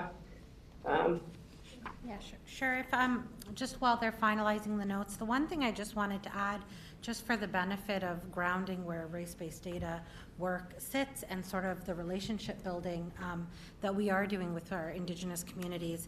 I think last month or the month before we did present our equity strategy. There's an entire action plan and priority around Indigenous cultural safety, and certainly the race-based data work sits in it and also apart because it's such a big body of work. As part of that set of actions, it is recognized that a lot of this is going to go at the pace of trust. So there's a balancing of speed and work and deliverables and milestones. We internally are trying to build our own internal capacity around that, whether it's consulting, and you'll actually see in our consulting report we have engaged with Amakwate at one point to help bridge the gap and build those relationships. We also have an Indigenous engagement specialist role. We had someone who actually moved to the city. We're now backfilling them. I think the board also is trying to engage one. So certainly from an internal capacity standpoint, we also have our community, Aboriginal Community Consultative Group, our internal policing unit, as well as an affinity group for members. So certainly trying to build bridges internally and with partners. This does sit, though, in a broader set of reforms and equity work that we are doing with a number of communities, but in particular with Indigenous. So I just wanted to provide a bit more of the broader context. We are very focused on the race-based data program for this agenda item. It does complement a number of other reforms and efforts and capacity we're trying to build. Deputy Delwell, thank you, and I really appreciate your comments, because I was also going to add, as you've added for us, that Dr. Canning-Gisser has been in the process of hiring an Indigenous engagement analyst that will work with the board. So perhaps facilitate some of the kind of work that you've talked about that is, that are not just in silos. There's overlap in all these areas. So I believe no more comments. Chair, there's a tiny little amendment. I'll put it up on the screen now, just Thank you. to clarify who this recommendation goes to. So this will Thank you. This will go to the executive director with the support of the board's advisor on Indigenous engagement. Thank you. And I believe we already had a seconder. Did Deputy Mayor Morley say she wanted to second this motion? Yes, Chair, that's correct. Thank you.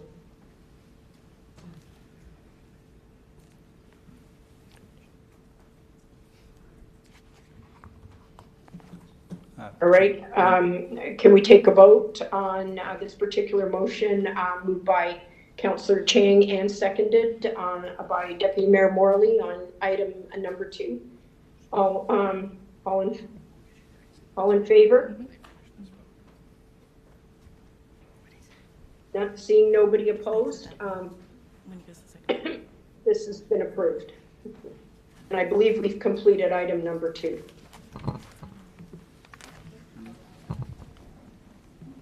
Move on to item number 3, which is a report from Dr. Kenny Gisser, a Community Safety and Policing Act update about how the board. Chair, yes. we still need to receive the presentation for item 2. All right, and thank you. And could we also take a vote on receiving the presentation?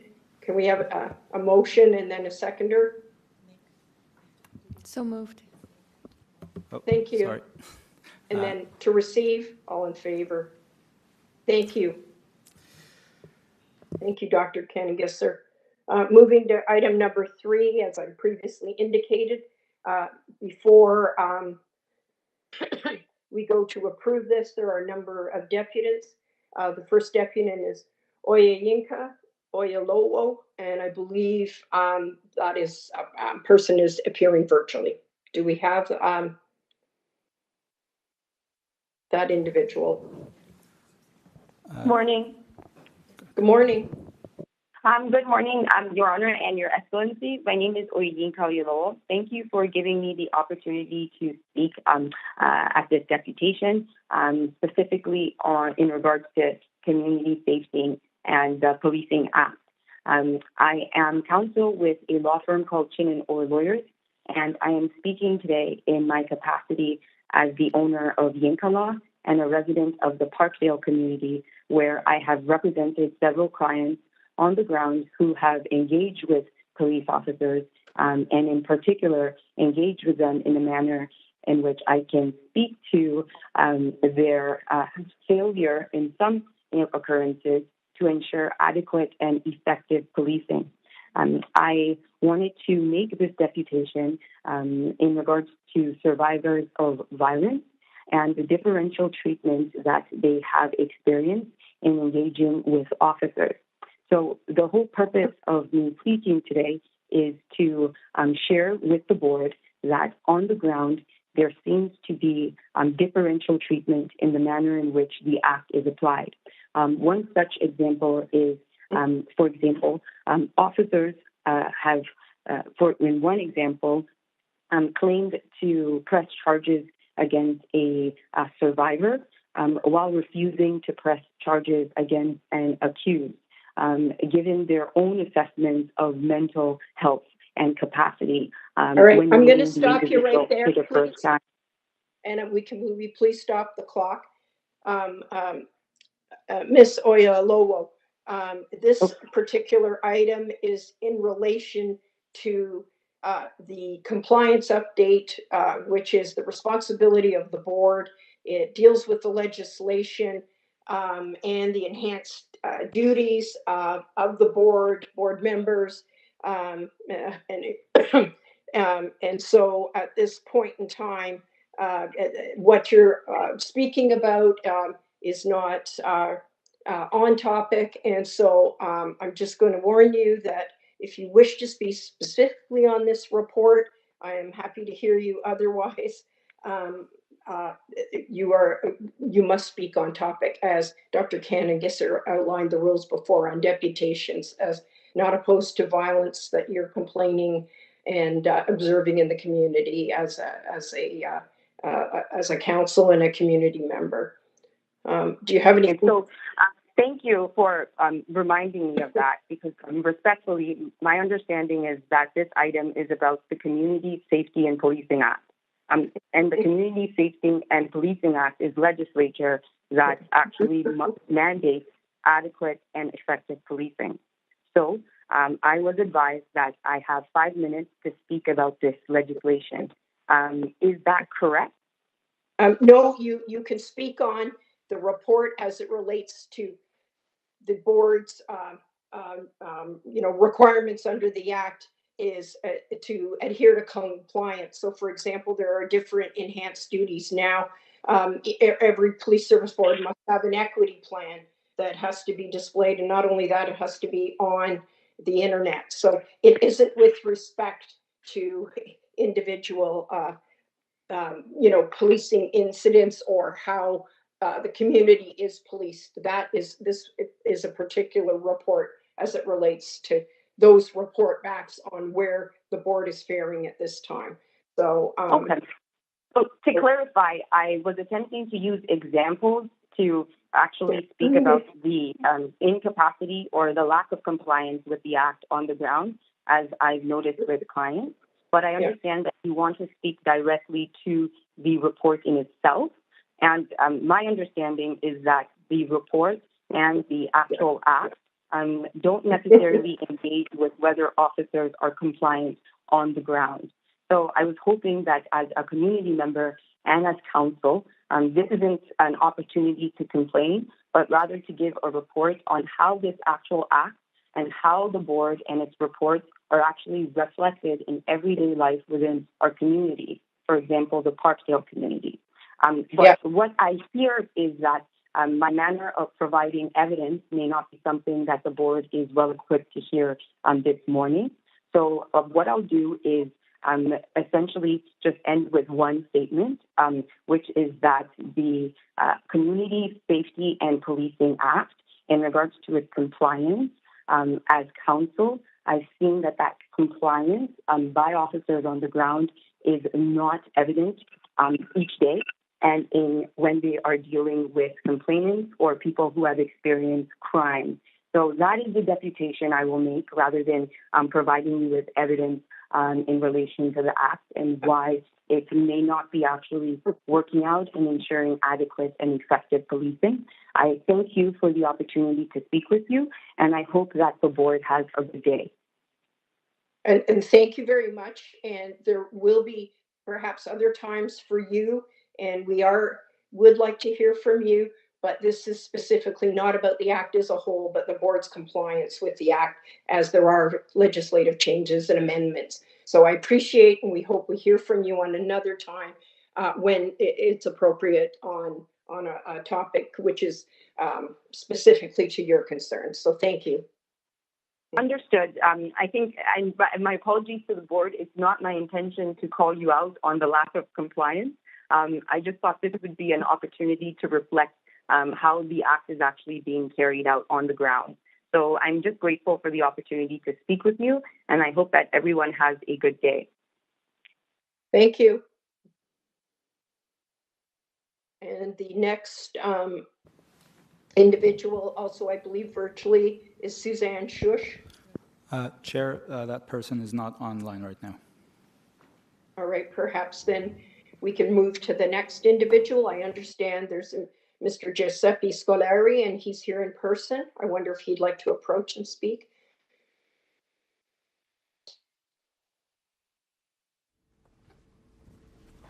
Hello, good morning, everybody. Hope everyone's well.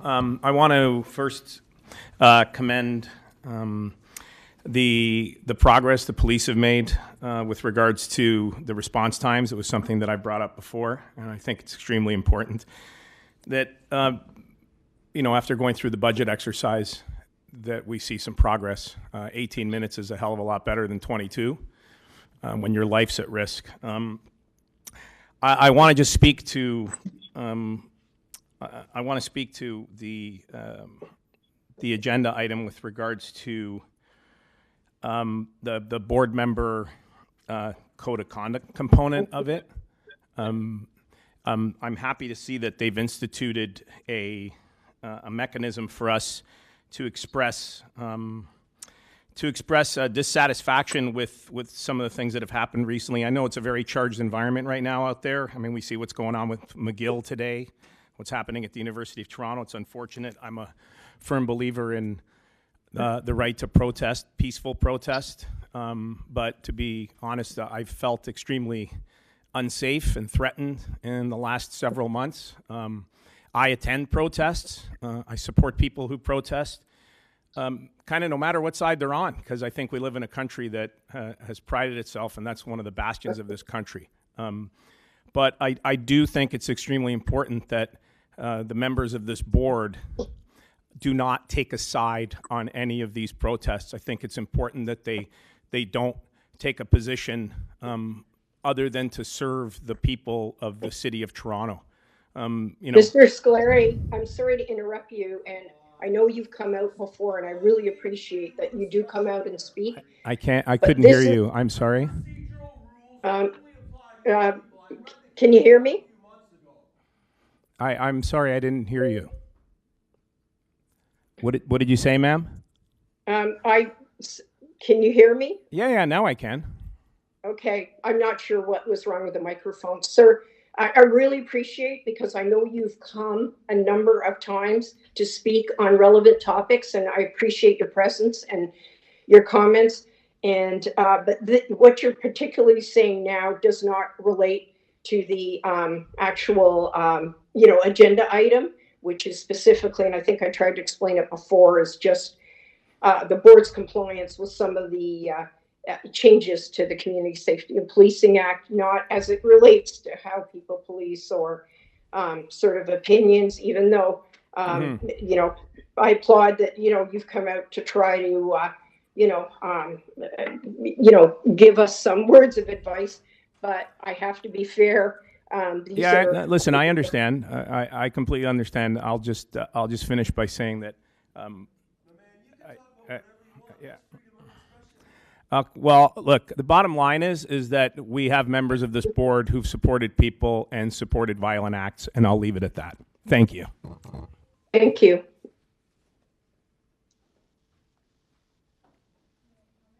I believe we have another deputant. It is Mr. Tate and Daniel Tate appearing in person, sir.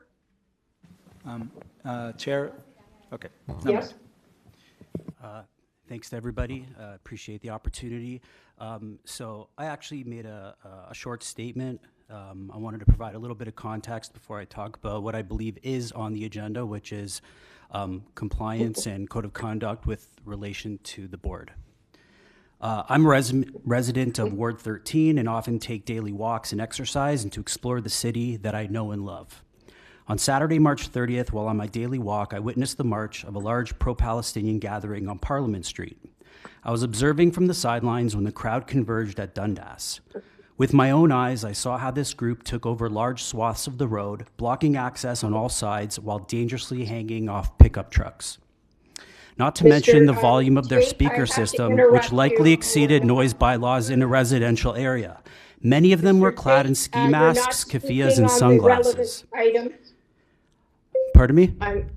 I'm asking you to, as the board report, which has been made available to the public, speak only specifically on the compliance that the board is responsible, and not on the protests. And I'll fast forward. Maybe another time, I'd be interested in hearing what you have to say. I'll go directly to the point, which is related to the agenda item. So you guys all know what happened on that day.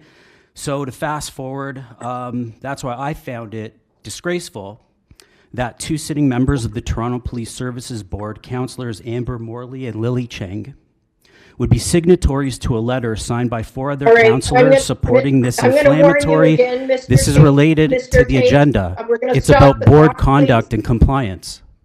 No, these are about how the It's board about the letter they wrote that develops undermined the policy. police. I will just remind you, Mr. Tate, that if you have a complaint after the meeting, someone is happy to tell you where the appropriate, so you can have your legal remedies as it, but that is not on the specific to this report. This is obfuscation because the agenda item is about compliance and code of conduct of the board, and I'm explaining how that letter they wrote on April 1st with the 4 other councillors who were signatories was really undermining to the hardworking efforts of our good Toronto police force, and I think that's a very valid agenda item and thing to discuss. The board does not have jurisdiction over. Thank you for your time. Complaints. Thank you. Next person is Jonathan Pottens.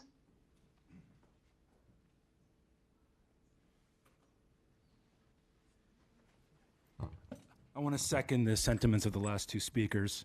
I agree with everything that you guys said. The letter that you guys wrote was disgusting. And even though it's a little astray from what we wanted to talk about, I want to thank you guys for the work you do. I know how hard it is for you guys. And being undermined publicly is really gross. As a citizen, born and raised in this city, it appears to me that this city is in a little bit of decline because you guys are being hamstrung at every turn. And I want to just give a little bit of a tidbit. Mr. I'm sure I'm going to get cut off of this. again, Everyone I know in my I'm gonna community is stop the getting clock. armed, which should scare everybody here. Everybody in my community, I'm in social networks with hundreds of people, are getting armed. They're all getting their firearms license because they see these Mr. pro-terror Pottens, protests I'm going to ask you to stop speaking unabated. on other topics. Anyway, I I am second what interested you in guys were what you saying. have to say, but not at this point in time, and I thank you. Next matter is Derek Moran. Mr. Moran there.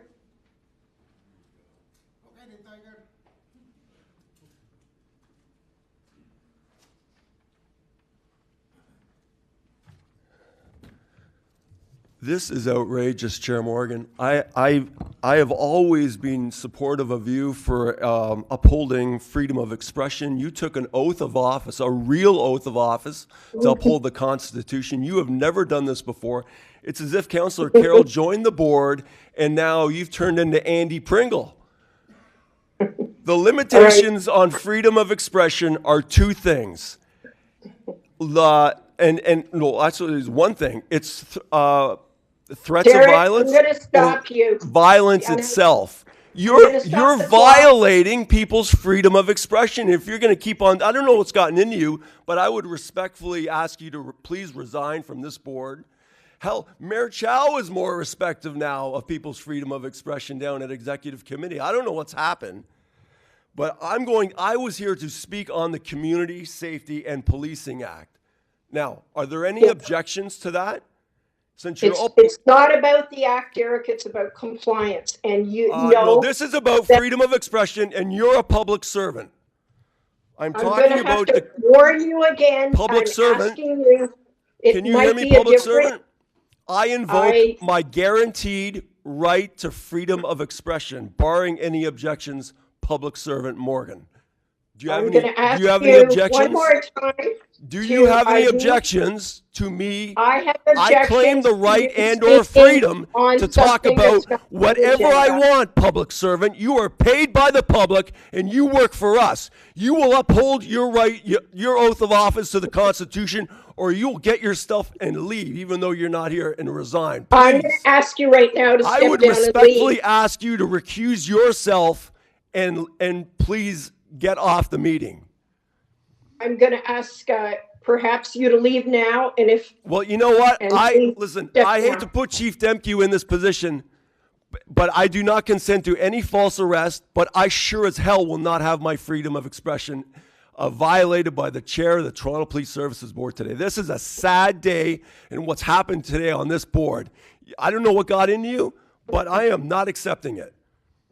So the Community Safety and Policing Act, I want. All right, I'm going to ask that Mr. Moran's mic be taught. There's no Mr. here. Him for the last time to leave his chair and go back into the body of the public. All right,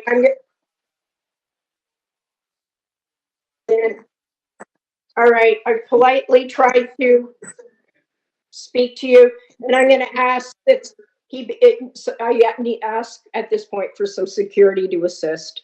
And I've asked him politely 3 times. Mr. Moran has spoke at length at various meetings for the last 3 years that I've been involved with this board. He's always free to speak, but not on items that are not on that particular agenda item. So could I ask you to step down, or please, I'd like security for you to go back to your seat, please. Chair, if we can recess. Yep, thank you. We'll have a 5-minute recess. Thank you.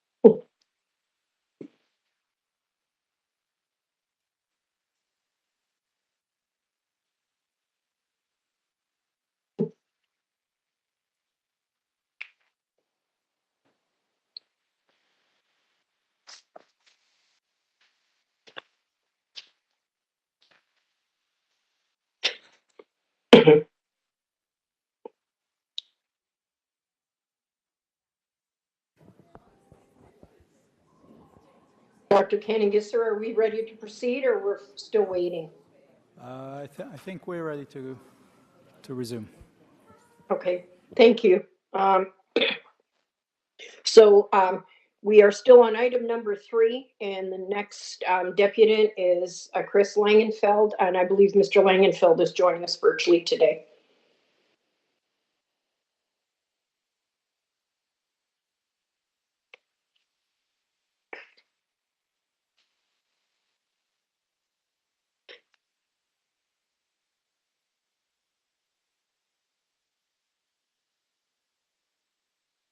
I believe it shows Mr. Langenfeld still muted, so perhaps he's having difficulty.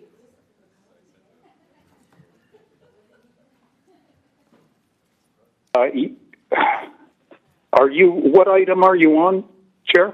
Yes, it's item number 3, Mr. Langenfeld. It's the Community Safety and Policing Act, the report from Dr. Canning-Gisser. So this is the one you're speaking on now.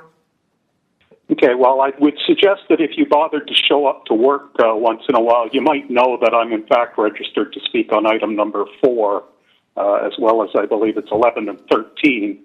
But I would ask, under what just happened here, what authority did Board Staff Canning-Gisser have to direct people to leave the room there while police did whatever they did? I noticed that there's recordings here of Mr. Canning-Gisser ordering people to leave the board meeting.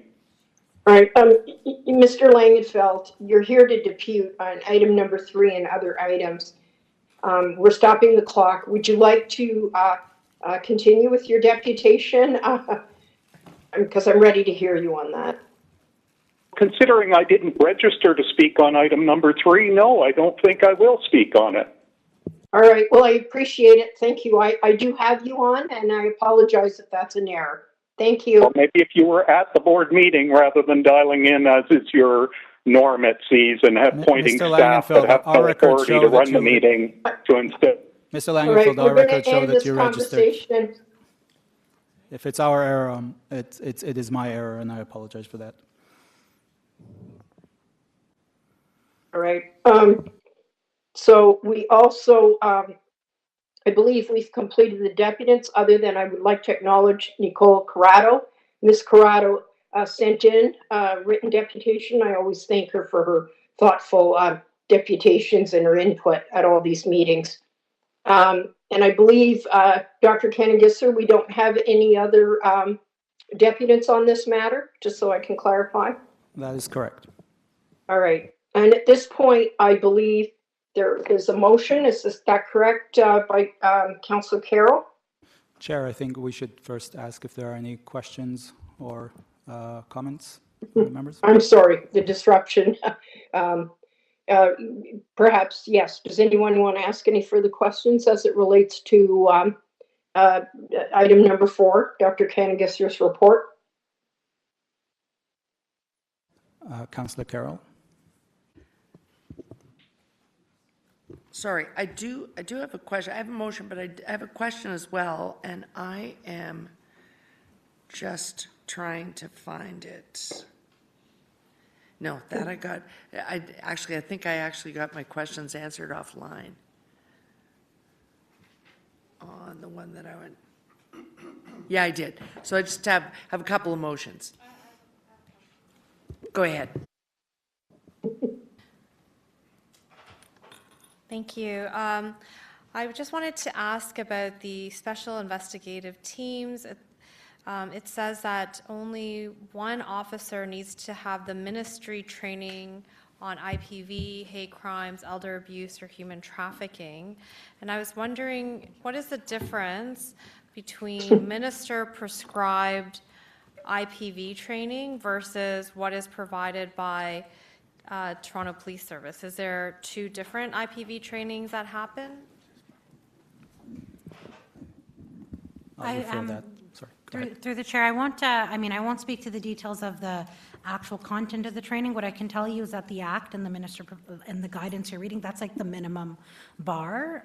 Very often we will exceed that. We do that in many areas. That's why we have a dedicated college. That's sort of the minimum standard for us, though. I know we did speak at length a few meetings ago around all the various ways that we do cover intimate partner violence for all our cadets through our simulations, our scenarios. So I don't know if that answers sort of the distinction. I guess I was trying to understand, because it talks about minister prescribed training. Is it different from what's provided at the police college, or is it actually the same thing? Councillor Chang, Staff Superintendent Pauline Gray's here that can answer that question precisely. Thanks. Thank you.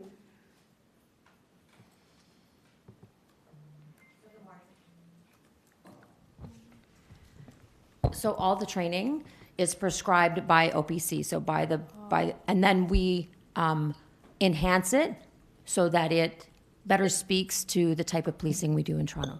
So the minimum standard is put by the province, and we build off that, but we must include certain avenues that we are provided. Is that helpful? Yes, that's Great. very helpful. Thank you. I have another question about the quality assurance processes. On page 45, it talks about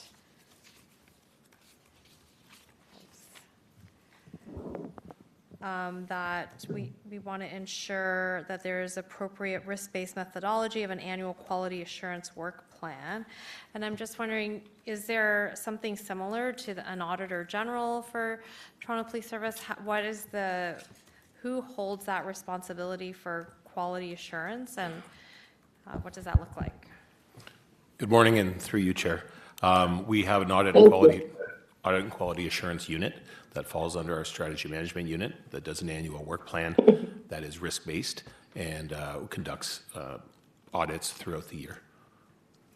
So does that work team operate independently from staff? Like similar in the city, the Auditor General is quite separate from the rest of the city so that we don't influence. And I'm just wondering, how independent is this team? Councillor, through the chair, through revisions that we made in the past to the adequacy standards policy, we have created a sort of bubble around the audit unit. So it reports, while it functionally sits under the chief for purposes of operations, it reports directly to the board. Great. And when is the next report coming?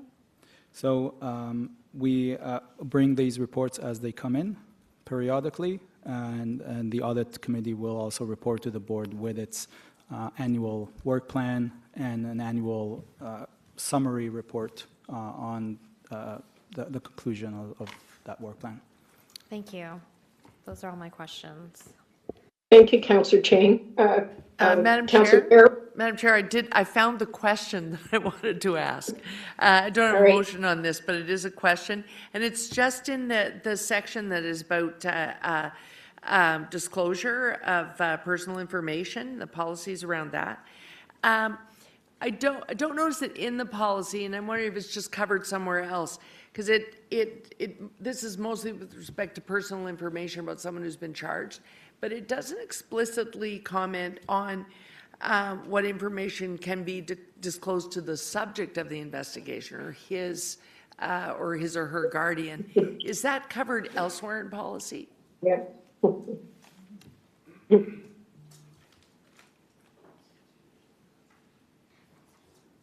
Councillor Carroll, I believe that's governed by freedom of information protective policy and those kind of statutes that override such as to what can be given. Right. I just want to make sure that that's the understanding of staff. Is that the answer of staff?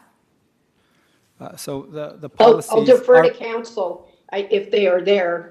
That's just my understanding, but perhaps if council are there, they can elaborate. So board policies do not supersede any act. Therefore, the MFIPA and FIPA are the governing act around this sharing of information. So if the subject of the investigation wants to know what information there is on them, they can do that through their counsel. Excuse me. Yes, it would be covered by MFIPA and an FOI request to the organization. And an FOI. Okay, thank you. Those are my questions. Thanks, Madam Chair.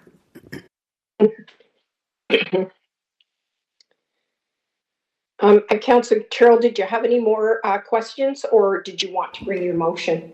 Yeah, those are my questions. I do have motions that I submitted that are, Yes. they're from a number of different sections. Are they going to be put up? Okay. Okay.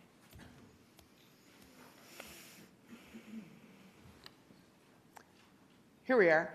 Yes. So one of these is about with respect to the chief of police and command members and the hiring process. And then the other one is about what we do in misconduct situations. The wording that I have in amending 7 is it's essentially the wording that's there. I'm not changing the intent of it in any way, shape, or form. It's just that as you read it, if someone goes looking for, okay, what do we do now? This sort of outlines that those are the only 2 options. And it makes for an easier, here's the clause, this is why we're doing what we're doing next. Whereas the way it's written now, it sort of says that, but you have to keep reading to understand that, oh, and then there are steps for the board. So this is just a matter of being kind of explicit. And it follows the format later on down below where it's actions of the board. It's the same thing. The actions are then listed numerically. And so I thought, stick to the same format for the chair, and then visually as you go down through the policy, it's just tighter. So that's the reason for that one. And then the other one is for the bargaining committee. Historically, it was 2 in my time. The policy says the act, I should say, says should be at least 1 member of the board. I would prefer that our policy here, because of the number of employees and the size, and particularly the level of confidentiality, I would prefer that it was 2 members in that room. And the reason is this: once you get into that bargaining room, and particularly in the 11th hour last round, you can't pick up the phone and phone out and start asking for advice. You are in the cone of silence. And so having 2 members of the board means there's someone right there that you can confer with in giving your advice to the bargaining team, which is why, in my previous experience, it was 2, because it helps you to guarantee confidentiality, because you're not in a bind where it's, I want to ask someone, do I break the rule? No, there's someone right here as your support person. And so I would prefer that was the policy with respect to the TPSB. Yeah. Yeah. Thank you. Councillor Carol, and just for the information for the board, received this last night, this morning, and both Dr. Kennegisser and I did review this, but I'd like folks, they can just take a minute to read it. These are recommended amendments. They're not necessarily binding. It's an ask of the board, so I could just take a moment, and before we vote, I'm happy also, Councillor Terrell, to second the motion. I'm sorry, can I just ask a question of the chair? I don't know what you mean when you say they're not necessarily binding. If I've moved a motion, if the board moves it, is it not then binding? If the board adopts it? That's binding, but whether or not the legislation will be amended. No, I'm not asking to amend the act. I'm asking this be a policy for the TPSB. But my understanding is that if we vote in the TPSB, it is now binding. That's correct. All right. Any questions? Otherwise, as I indicated, I second the motion. I don't see any, Chair. Thank you. All right. Chair, May I have I believe. a motion to on these particular recommendations as to amendments? All in favor? Is there anyone opposed? None, Chair. Having seen, sorry? None opposed. Okay, thank you, Dr. Kennegisser. So the motion has been approved by the board. And I believe that completes item number 3, Dr. Kennegisser? Chair, we still need to approve the report as amended. Okay, all right, and thank you. And can we please approve the report as amended? Councillor Carroll, seconded by Deputy Mayor Morley. All right, all in favor? Seeing none opposed, both the report and the motion have been approved. Thank you. We are now at item number 4 on the agenda, which is a request for a review of a service complaint investigation. And the report comes from the board and committee members, Councillor Chang, Deputy Mayor Morley, and Nadine Spencer. We do have deputations on that. Are we ready for our first deputation? It's Mr. Chris Langenfeld. I believe he's virtual.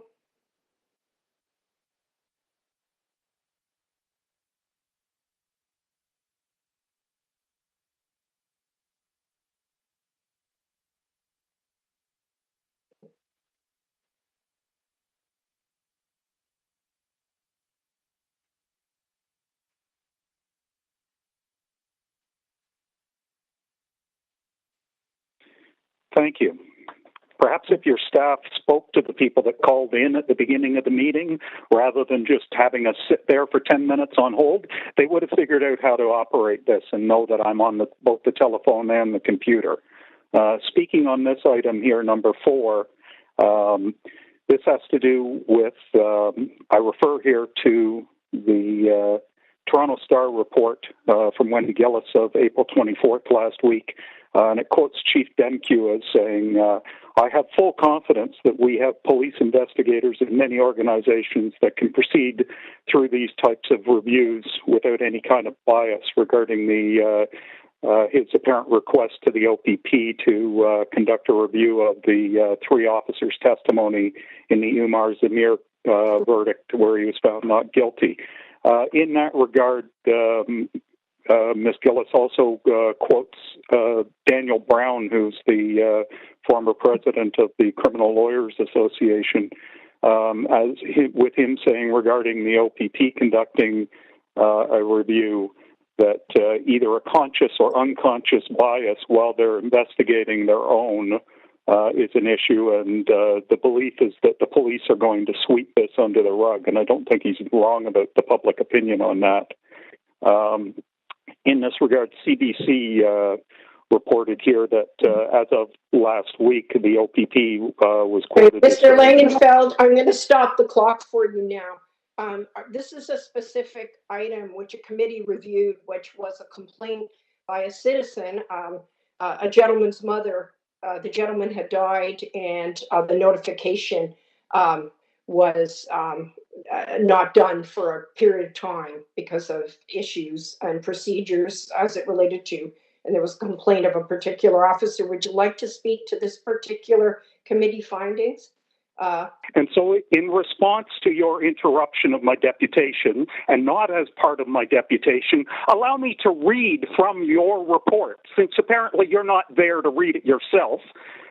Under the recommendations of your report on item 4, it says, in addition, while outside the scope of the request for review, the committee also recommends that the board, 3, requests that the Attorney General review the implementation of the report of the Independent Police Oversight Review, written by the Honorable Michael H. Tulloch, in particular with regards to expanding the discretion of the Special Investigations Unit, SIU, to conduct investigations that are in the public interest and to take steps necessary to achieve the goals identified by Chief Justice Tulloch. So perhaps you'll allow me to continue speaking to what is in your report, rather than trying to tell people that all we can do is feed back to you what you want to hear, because that is not what government is about. And I assume there's going to be some challenges as to your leadership and really the actions of this board. But in the meantime, if you'll put my presentation back up on the screen from your staff, you can then restart the timer, and I'll continue with my deputation on item number 4. Yep, please do it to this specific committee review of this specific complaint. I'm asking you to, we are not. I am speaking regarding recommendation 3 in the report. I don't care if you want me to speak to recommendation 1 or 2. I want to speak to recommendation 3 in that report. Because I think sorry, I just have a point of order here. We had a clear discussion at the top of this meeting about the conduct and the tone and tenor. And just respectfully, Mr. Langenfeld, always appreciate hearing from you, but there's a very difficult tone that you're bringing forward right now, and I just want to encourage you to take a deep breath as you carry on with your comments. And when I get to item 13, I will speak to the Ontario Court of Appeals decision that says that the fact that somebody at the board or in government doesn't like my tone is irrelevant. That's covered under Section 2B of the Charter and the freedom of expression. And that is a legal decision, and that is binding. And if your lawyers don't know that, perhaps you should hire some lawyers that know how to follow the law. In the meantime, if you'll put my presentation back on the screen, I will continue. You've got 2 minutes in 16 seconds. Please talk on item number 3, Mr. Langenfeld. 4. I can't tell if the screen is currently showing the screen I shared. Mr. Langenfeld, your screen is being shared throughout. It has never been taken off. Okay, thank you. Because that doesn't show up on the WebEx screen to tell me that. So, as this point says, the OPP is in what they call the earliest stages of the assessment of their review. And I note that I'm assuming this reference is made under the Community Policing Services or Community Safety and Policing Act 2019, Section 198. Sub 1, that the chief can conduct a review of misconduct and unsatisfactory performance, and Section 2, that the chief may request a chief of police of another service to investigate. But it also has Section 3, which says that a chief may request that a person who's not a member of a police service may investigate to ensure public confidence in the investigation. And as I pointed out, the former president of the Criminal Lawyers Association has pointed out that the public doesn't trust police to investigate their own, and this is one of those cases where we have 3 officers accused by a judge of having arguably committed perjury. And I noticed that judge, as the CBC reports, that she actually had to instruct jurors to consider the possibility of collusion between your employees of the Toronto Police Service, and that furthermore, she is quoted as saying that the version of the events that happened of the 2 officers are somehow don't match up, that the 2 officers' version don't match what wasn't true and what the judge found was not true of the 3rd office, and she called that bizarre. And so my recommendation is that in addition to what is under Part 3 of the board's report there, where it's going to suggest that the Attorney General implement Justice Tulloch's recommendation that the SIU have discretion to conduct investigations that are in the public interest, that the board should also request that such discussions specifically... I'd ask that Mr. Langenfeld be muted. I've listened to him, and I would ask at this time that he be muted. And thank you for your presentation. And at this point, I'd like to move on to the next deputant, that is Miguel Avila. I believe Mr. Avila is here in person.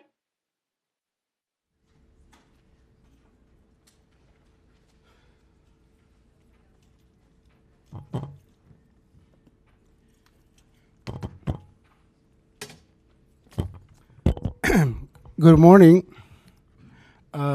First of all, I want to thank Shirley Carroll for joining the board. She brings a lot of experience, and also she brings a breath of fresh air for this board. Thank you. So, it's a difficult task to follow. I will be as much as possible speaking on the item, which is on page 7 and the conclusion part. The recommendations from the Tulo report. I support that, the enhancing of the SIU investigation. And also, I want to recommend one of the sections regarding discipline and termination. The third item says the chief can delegate a civilian, a person, to investigate. Guess what? We have a City of Toronto ombudsman that is investigating, the Toronto police in certain matters. Perhaps it could be. Am I going to get shut up? Can I continue? Yes.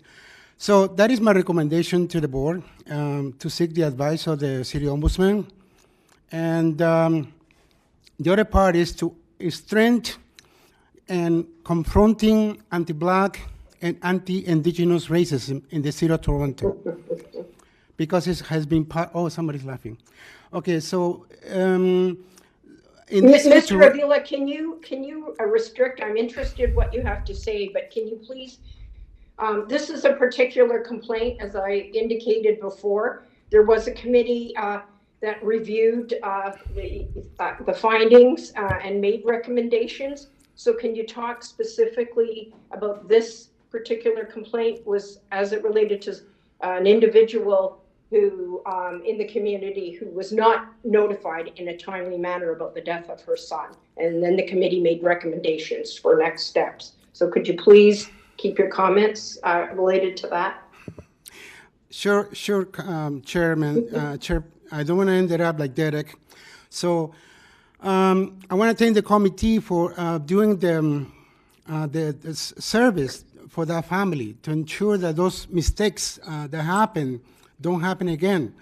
As a long-term activist that have been on the front lines of police accountability, what my friend Chris mentioned regarding sending out situations that are unfortunate for this board to deal with, it's unfortunate that we had to send it out, and we know when those recommendations come back, they're either forgotten, they're either in a file, and they collect dust, and they don't get implemented.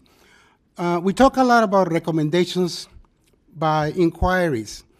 How many of those recommendations have been implemented? We don't know. But listen to the deputy on item 2 with regards to the missing voice of Indigenous women because of the high rate of detention of women in jails that are Indigenous. We don't have a representative at this board who is an Indigenous person. For the last 14 years, I have spoken, and this is my Christmas wish, to have an Indigenous representative at the board, because the decisions you guys make affect our lives. Another update. The City of Toronto used to have an Indigenous advisory committee for the City of Toronto. Right now, that committee has been put on pause for the last 2.5 years. So I wonder if we are expending too much in using consultants to hear the voices of people who do not represent us, especially the grassroots people who are victims of the violence, when we go outside and protest what is right for us, for the community. So in speaking to the item again, Chairman Morgan, let's make sure that those mistakes don't happen again, so that people don't need to suffer again and again mistakes that could be avoided, and help these issues not to be brought to the attention of the community and the media.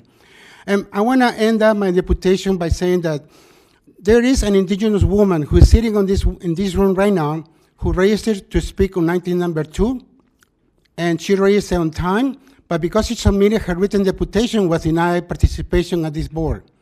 My friend Mariana is sitting over there. She's Indigenous. She should be allowed to speak today. And in light of the deputation that you guys made today to encourage and increase the engagement of the voices of Indigenous people, but it's not happening. Unfortunately, it's not happening. We're just tokens of advice and consultation.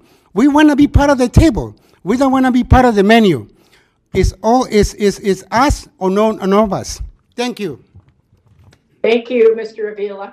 And hopefully you were there and you heard some of the efforts that are going to made to have community engagement with the Indigenous. So thank you for your comments. I would like to join that committee if possible. I would like to put my name down. If you need some Indigenous representation, here I am. Thank you. And the next deputant is Nicole Corrado. However, she's provided a written deputation that should be in your materials. And I believe, Dr. Kennegister, that completes the deputations on item number 4. That is correct. All right. Then can I have a motion to approve item number 4 to receive? Deputy Mayor Morley, seconded by Nick McGlory. Thank you. And then we move on to item number 5.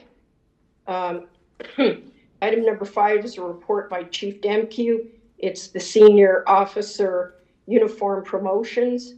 There is a deputation from Mr. Sewell. However, it is a written deputation. It should be in your materials.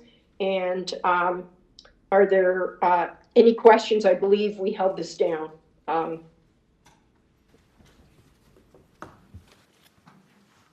Sorry, Chair. Before we move on with that, I don't think we had a vote for item 4.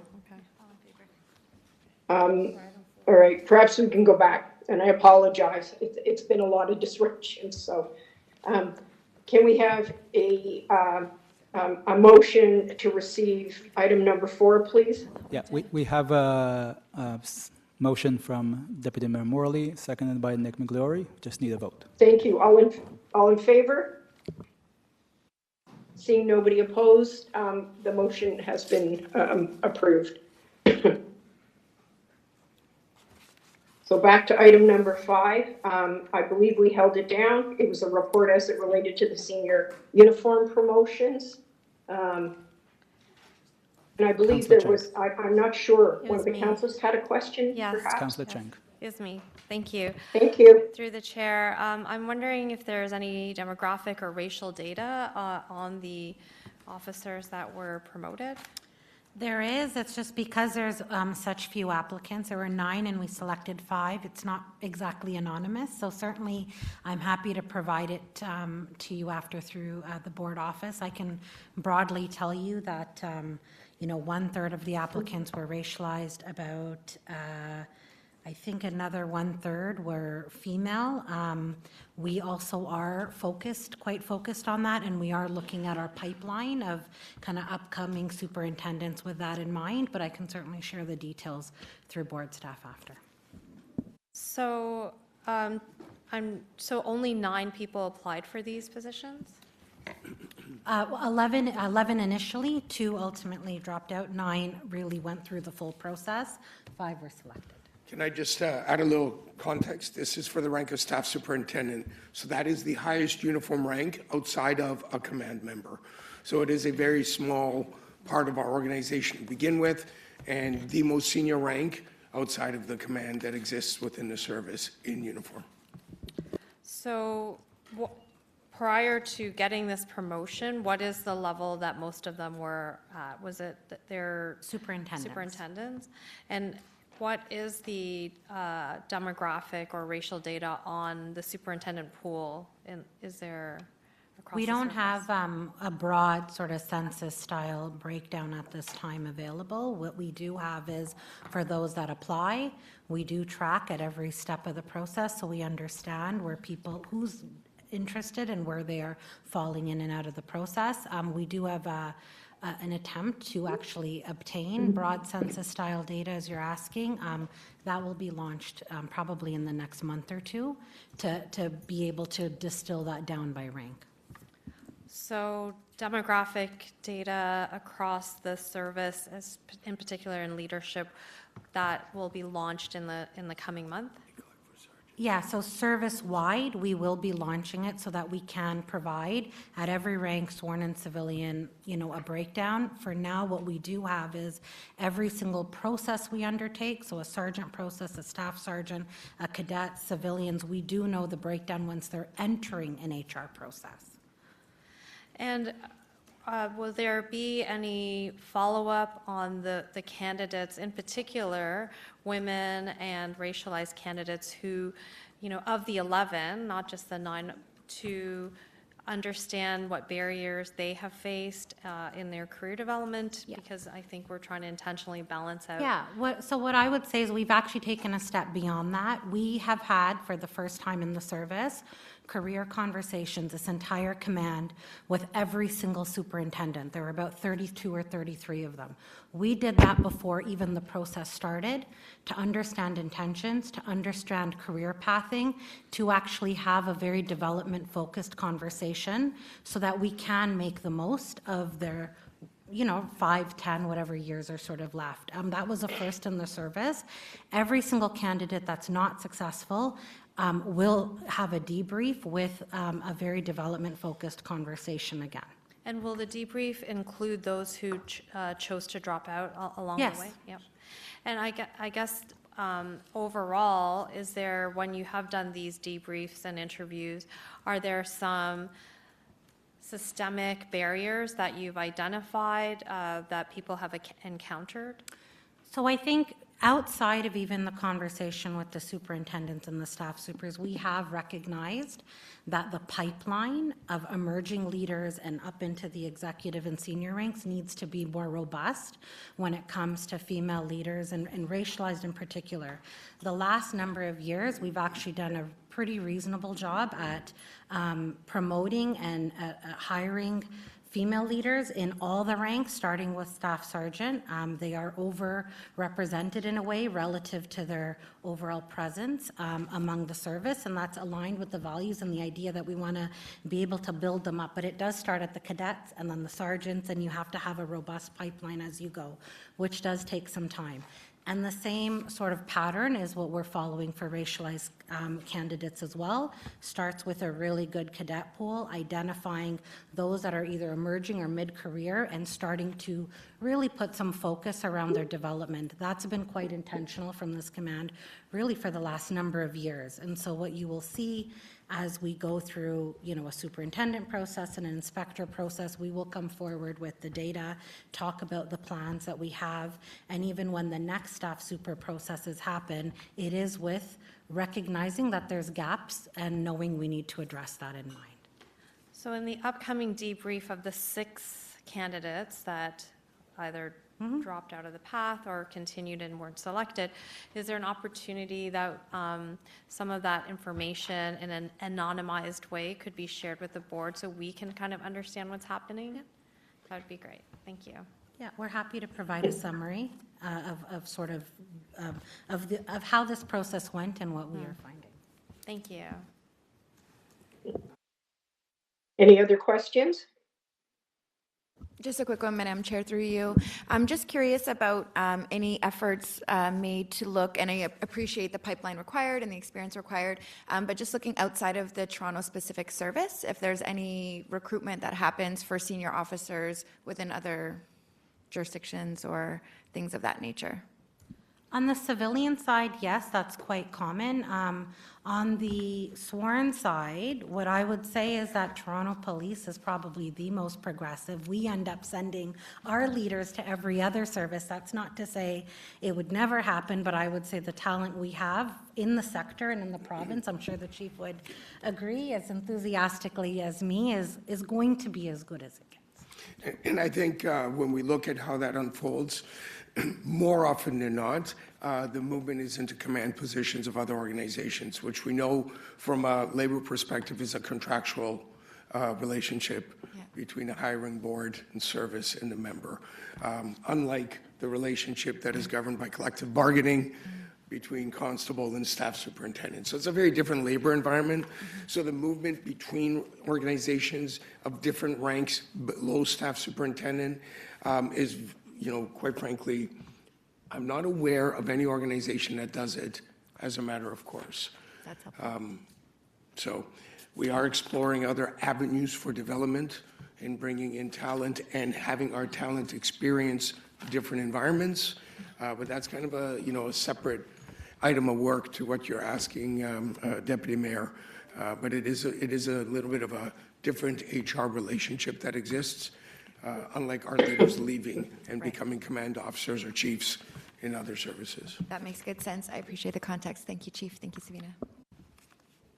Thank you. If there are not any more questions, can I have a motion to approve the senior uniform promotions?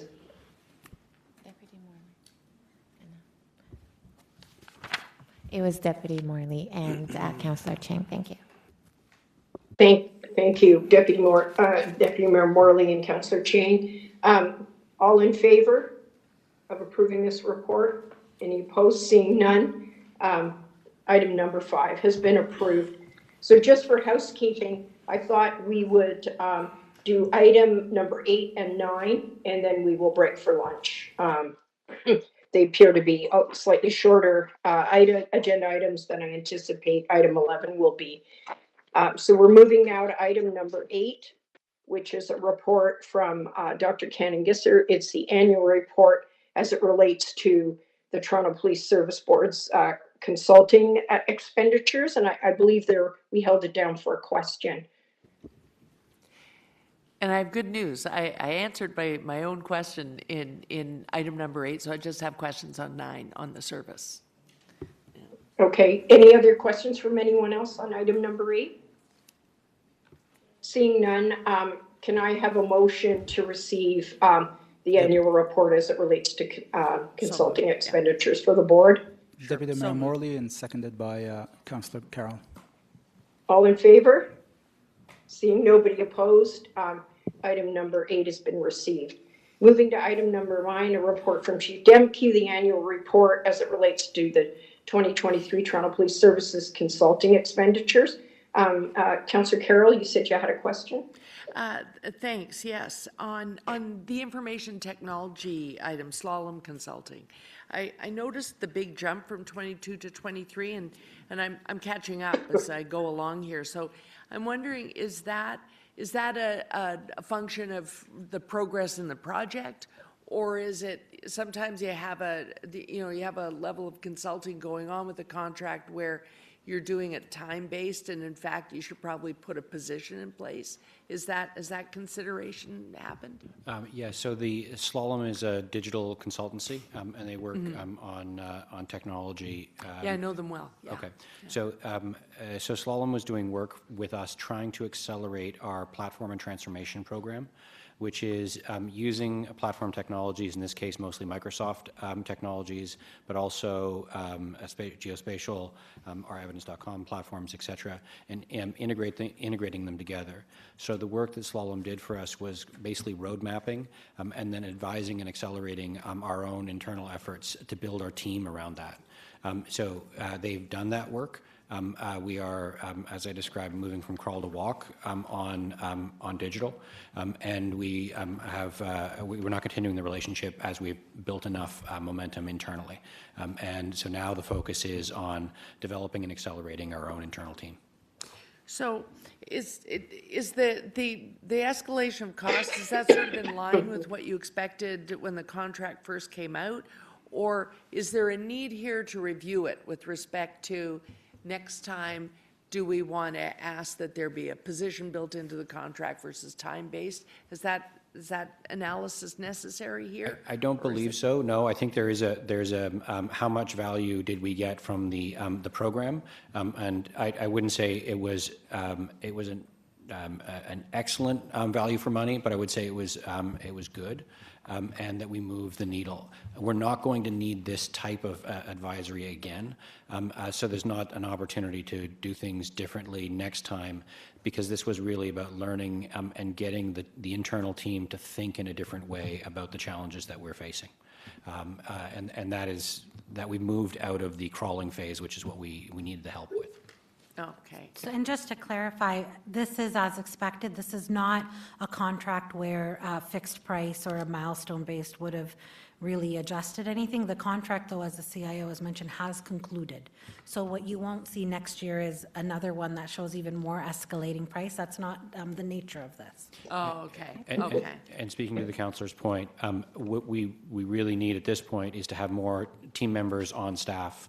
This is a difficult skill set to recruit for, but Yeah. building out the digital team would increase our capacity as well as building our processes to be able to move that further and faster. Okay. That's just a question I asked because we found a lot of savings on the city side if we ask ourselves that on the front end.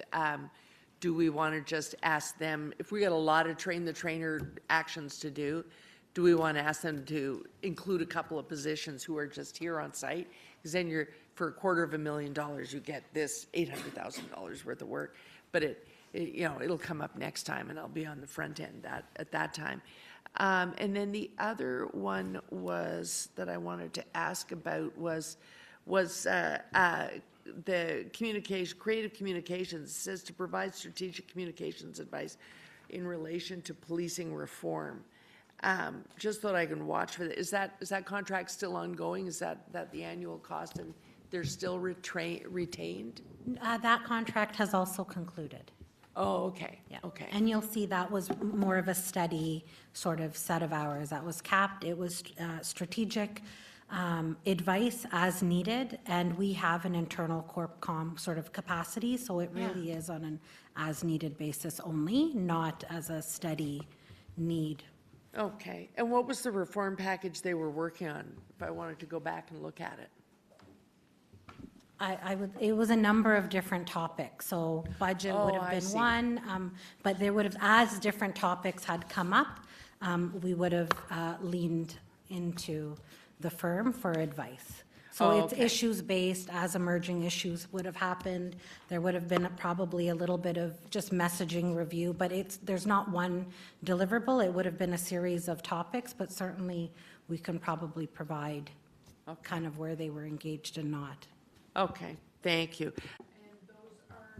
And those are my questions, Madam Chair. Thank you. Yes, thank you. Are there any other questions? Councillor Cheng. Thank you. Through the chair, just back to the Slalom Consulting. I'm just wondering where we are at with the e-memo book solution implementation, because we've spent this significant investment and it's something I think we are all looking forward to. Yeah. So the e-memo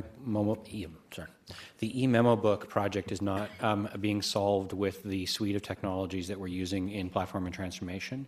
More of what we're working there is customer relationship management, sending broadcast messages out to the public, streamlining that, streamlining online reporting. Is another major focus, but it's meant to be a Swiss Army knife for a lot of different types of problems. The electronic memo book, we have looked at sort of bolt-on products that we can buy on the market for electronic memo books, have found them generally wanting and not adequately connected to the records management system. So the records management system is getting replaced. We are into the initiation of that project, but there'll be separate briefings to the board on that project. And one of the objectives is to leverage that solution to give electronic memo books on the officers' connected officer phones. So what we have managed to do is deploy connected officer phones to all officers. So we have the core technology. What we need is the software to put on it, and that should be. I think the target for the go live is January 2026. Okay, and so I'm also looking at the report on data on frontline patrol workload, service levels, and formulate resourcing recommendations. It was done in 2022 and nothing was done in 2023. And as we're working towards a multi-year hiring plan, I think that report will be really important and maybe it might even need additional updating. So it's a two-pronged question. One is, is this report that was made in 2022 available to us? And secondly, is there a plan to perhaps update that data towards the multi-year hiring plan that we're putting together? Yeah, this report actually had a very limited scope and duration. It did come to the board in some sort of manner back in 2022, from what I recall. We have engaged and are engaged with a firm that's actually looking at our current demand schedules, staffing levels, in order to inform a multi-year hiring plan for priority response. We will take that data, marry it up with kind of the broader service needs to inform the multi-year plan that we know needs to come forward. But this is work that's underway, and we're using, I believe it's Environics, to support the demand analysis right now. Great, thank you. That's all my questions. Thank you. Are there any more questions? Seeing none, can I have a motion to receive item number 9, please? Nick Migliori, And a seconded by seconder? Deputy Mayor Morley. Thank you, Deputy Mayor Morley. All in favor of receiving? Any opposed? All right. We have received item number 9. And so at this point, I think it's appropriate time, as we indicated earlier, for the lunch break. It's perhaps we can come back at 12:15 sharp. And I take it Chair, you that mean will give 1:15. her. Yes? I think you mean 1:15. It is 12:15 now. I'm sorry, 1:15, I do mean that. So I will adjourn only for the lunch break to return at 1:15. Thank you.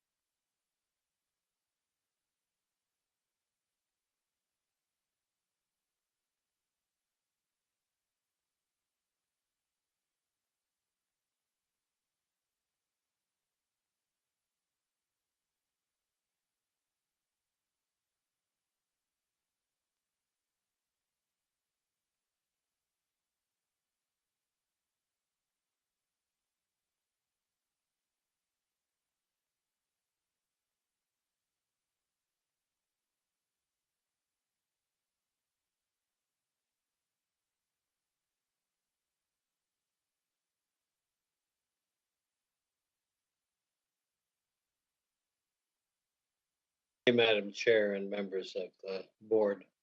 The law union's deputation is directly related to budget variance requested in 12.1 of the agenda. In brief, it attributes $2.5 million for overtime in policing protests involving the Middle East conflict. Our concern arises out of Procedure 10.4, passed July 6, 2022. Three components of our concern. The first is that in this 2.5-page document, there is one simple sentence about freedom of expression, peaceful freedom of expression for citizens. There is no further mention in 2.5 pages of this freedom, and certainly no mention of Section 2 of the Charter of Rights and Freedoms, which, as you know, is the supreme law of Canada. Secondly, the legal rights specified as to citizens.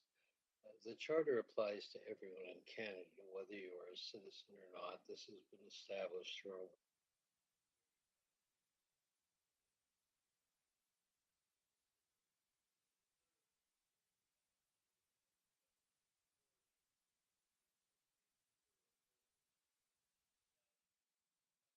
no mention of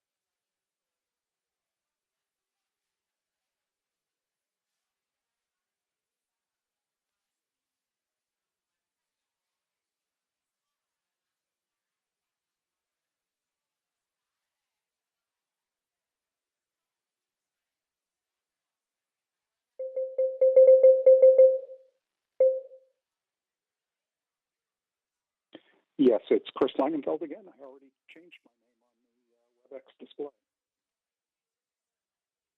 You're welcome.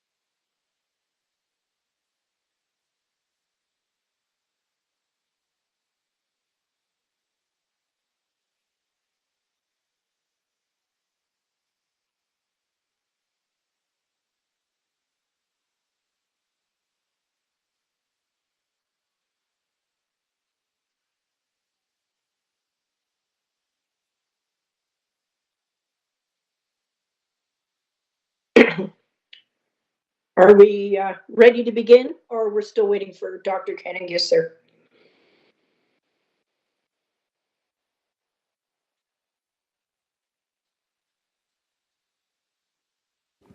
Chair, I think we're still waiting. Okay, thank you.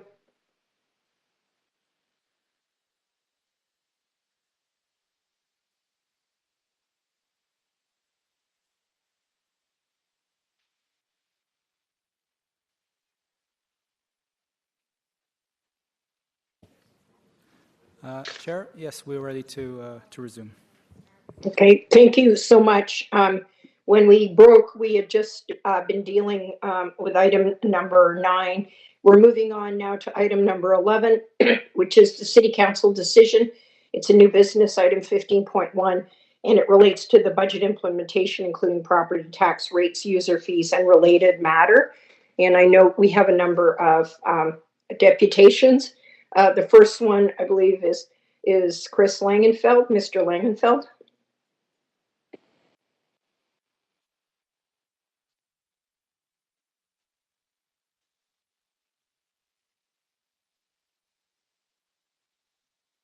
Yes, thank you, Chair. So I would like to suggest that the fact that it's been 6 weeks since our last meeting explains why we're here and had to take a lunch break.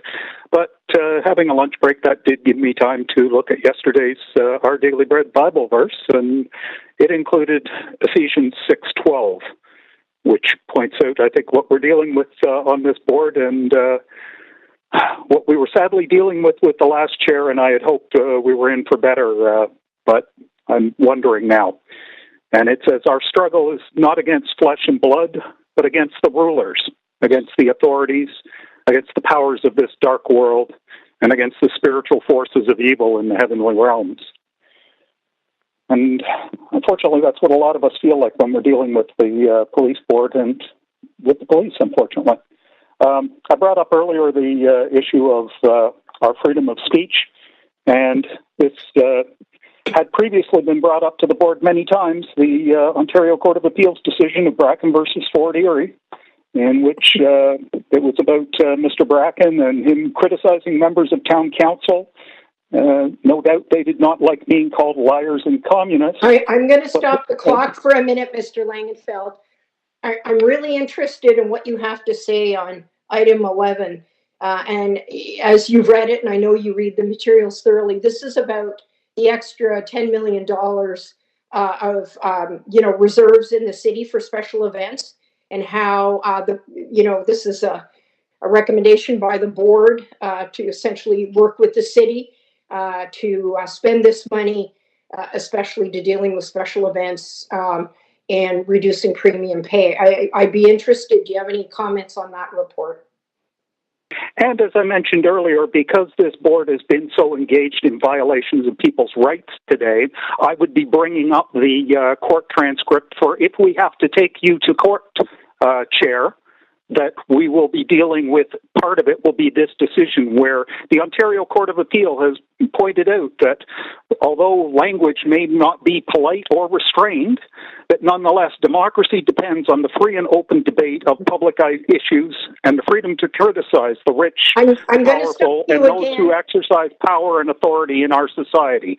Debate on matters of public interest will often be heated, and criticism will often carry a sting, and yet open discussion is the lifeblood of our democracy. And in that vein now, I touch on item number 11, and I guess I have to actually go over your instructions because apparently the current chair can't remember what these items actually are about. And this one discusses, among other things here under recommendations, item number 2, response times, multi-year staffing plan, number of officers, both frontline officers and neighborhood officers. And as we know, back on January 13th, we had an issue where there were 13 people arrested for questionable reasons, and three people arrested, according to the Toronto Police Operations tweet, and that 3 people arrested needed 19 officers to respond to in order to fulfill that arrest.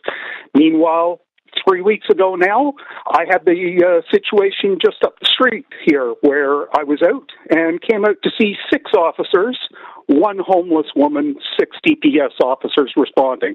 So if you want to talk about why we have a problem in this city with too many officers and budgets increasing every year and why response times are pitiful, it's because we've got people sending police officers out to swarm people rather than enforce the law. And so the question to the board is, how many officers respond to an average call? Does the board even know? That is your responsibility. You're supposed to be overseeing and making sure that the chief is properly maintaining running. You're supposed to monitor his operation of the board. At least that was the PSA, Police Services Act. I don't remember the wording here under CSPA now, the new one. But the question is, what are your officers spending their time doing? As we see in most cases, it's 18 of them standing around watching one guy talk to another guy, one officer talk to somebody else who's trying to exercise their right. Then we had another situation there where we had 6 officers standing around to harass a homeless woman. So it's no wonder that it takes you guys 22 or 18 minutes to arrive at a call, and why you need another $20 million budget increase on top of the $1.16 billion that you're already getting.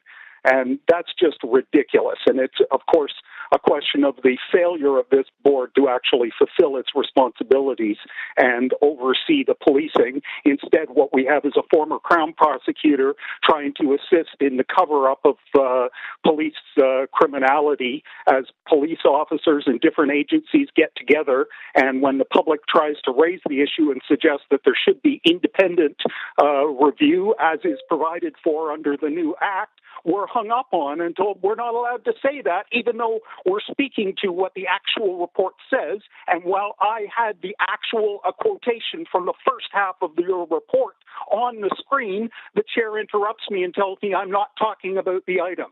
So I expect we'll have to see about having you removed from office, Chair Morgan, Your time's because up. just like Pringle and Nunziata and Hart and all the others, we've got issues where we don't have Your time is up, competent Chair. management. And as we know, the one on City Council I'd ask, has been Mr. removed Lang from to be everyone but muted, one please. job. Thank you. We do have another deputation, and that is Hendrik Bruin, who I understand is here in person.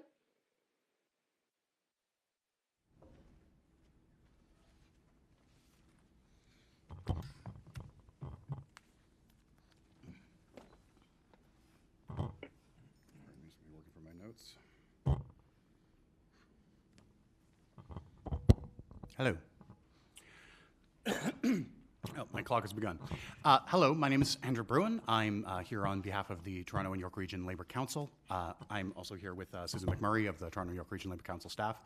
I'm also a member of the United Steelworkers Local 8300, which represents workers in disparate industries, including manufacturing, personal care, and telecommunications here in Toronto. I'm here to talk to you about our Labor Day parade. I got to warn you, if you get a labor activist like me in a room, I'm cognizant of my time, but you're going to get a short history lesson. The Toronto Labor Day Parade, you may not know, marks its origins as long ago as 1872. It's more than 150 years old. It is arguably the oldest Labor Day parade in North America. I say arguably because if you get any labor historian, and they'll be able to tell you from any given city, they'll be able to tell you about a time in the 1800s when a group of workers all walked down the street at the same time in September, and they'll tell you that that's the one that counts. But nonetheless, it is undeniably a living piece of Toronto's heritage. For the first time in that more than 150-year history, in 2023, the Toronto and York Region Labour Council was forced to pay for police services amounting to a cost approximately $23,000. Now, this might not seem like a shockingly large number to those of you who are used to managing city budgets, but it is a very prohibitive cost to smaller organizations like the Toronto and York Region Labour Council. It's an enormous increase to the costs of the event in total, which already represents, if I may say, a fairly major investment, both of materiel and of working time for our small but mighty staff. Indeed, this new relationship with paid duty officers required Toronto York Region Labour Council staff to dedicate a significant amount of their time and energy to being reported to and to directing the actions of the police services. This is not how it would have been done at any point in the past. But there's already a lot of work to be done, frankly, for our small and mighty staff. It's no small matter at all to gather together 25,000 working people, along with their friends, family, and others who come to join in this celebration of our shared history. And it is a celebration. It's one that contributes to our city's vibrant culture and which brings people together. And I mean that culturally, but I also mean it literally. It brings many people of material benefit to our city. It brings many people into our downtown core. It brings people out to the Canadian National Exhibition, and it creates an atmosphere of celebration and of recreation here in the city. Now, the Labor Day Parade is something that belongs to all of us. It's ours to share, and it contributes very positively to Toronto's history, to its culture, and to its economy. So I'm asking that please do use the tools that are in front of you to avoid downloading these new prohibitive costs to organizations like our own. Please use this special event budget to protect special events like ours, to ensure that the city continues to be the safe, vibrant, and active community that it is. And thank you for your consideration. I yield the rest of my time. Thank you very much, Mr. Brun, for highlighting that and bringing specifically your organization and their costs to be able to, have these types of events. And I appreciate your comments. Is there anybody from the board who has any questions for Mr. Brun? Yeah. Madam Chair, Councillor Carroll here. Just a quick question. So, this parade's been going on for a long time. Could you just run through us for the change? There was a point at which there was a set understanding for a number of years, then it increased last year. Do you have those details? I believe I can answer that, but please correct me, Susan, if I'm not being complete here. The change, such as it is that the paid duty officers were required to be funded by the Toronto York Region Labour Council at all. Prior, this service had been provided as part of normal the normal function of the Toronto Police Services. For the first time just in 2023. Patrol as it went through the various neighborhoods. Providing the necessary shutting down of intersections, direction of traffic, that sort of thing, as the parade makes its way from its starting location down to Canadian National Exhibition. Okay. And until 2023, in that 150-year history, the Labour Council nor any other entity had been expected to pay the Toronto Police Services for that work. Right.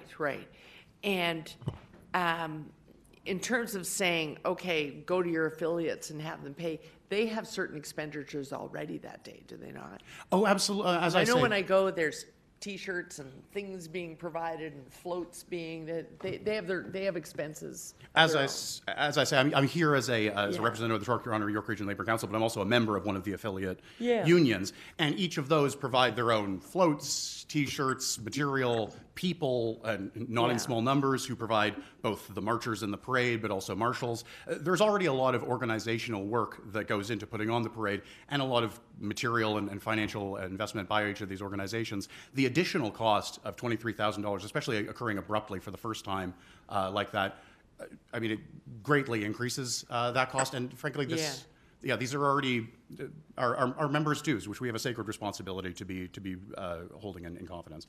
Okay, thank you. Those are my questions. Thanks, Madam Chair.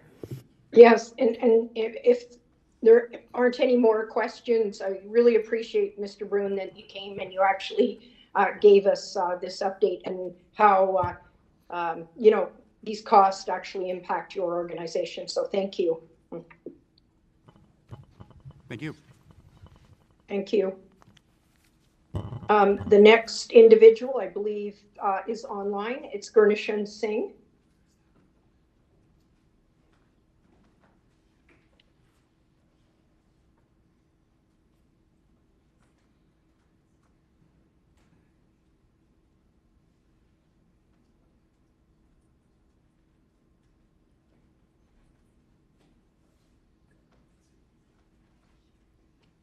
Hi, my name is Gurnishan Singh. I'm here today from Ontario Gurdwaras Committee. We're an organization that has been organizing a parade in the Toronto region for the past 25 years with attendance well over 250,000 individuals. It's a free event that has been happening, and it's a significant event for the Sikh community. Similar to the gentleman prior to me that was speaking about the Labour Parade, this year there was a change again. Like we had never been asked to pay by Toronto Police Services for paid duty officers to help with the smooth running of the parade. But this year around, there was a change, and the change came about very last minute, just about a month and a half prior to the actual parade, where we were given a bill that amounted to about 10% of our budget. So I think this fund, if this is available to community organizations such as ourselves, this will help immensely, and especially if there's a strong coordination between the city staff and the police staff as well. I think that'll also make the process easier to tap into that funding.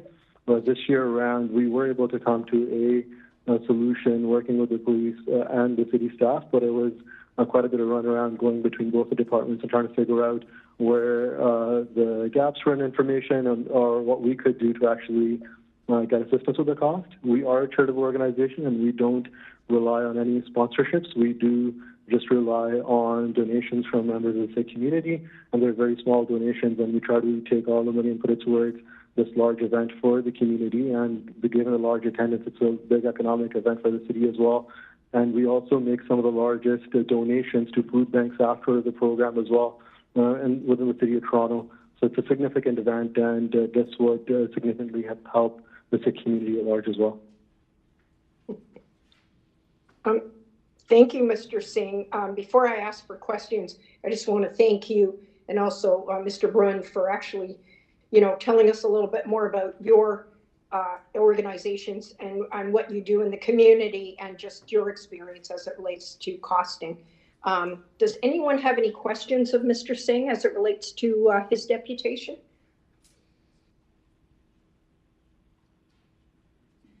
I see no questions, but I really appreciate, Mr. Singh, that you came out and that you have spoken on this matter and brought this situation of small community type events where the pressures are as they relate to hosting them. So thank you very much. Thank you. Thank you. Dr. Cangisser, I believe that completes our deputants. That's correct, Chair. Okay. At this point, perhaps then, as it relates to item number 11, we can have a motion to approve this particular report. Madam Chair, I have a... We I'm need sorry. to go to questions, and then there's a motion. Yep. Yes, please, Deputy Moore, Amber. I actually Go don't ahead. have questions of staff at this time and have worked in advance with staff on an amendment. So I will hold for if there are questions of from my colleagues, but otherwise happy to present my motion. Yes, I apologize.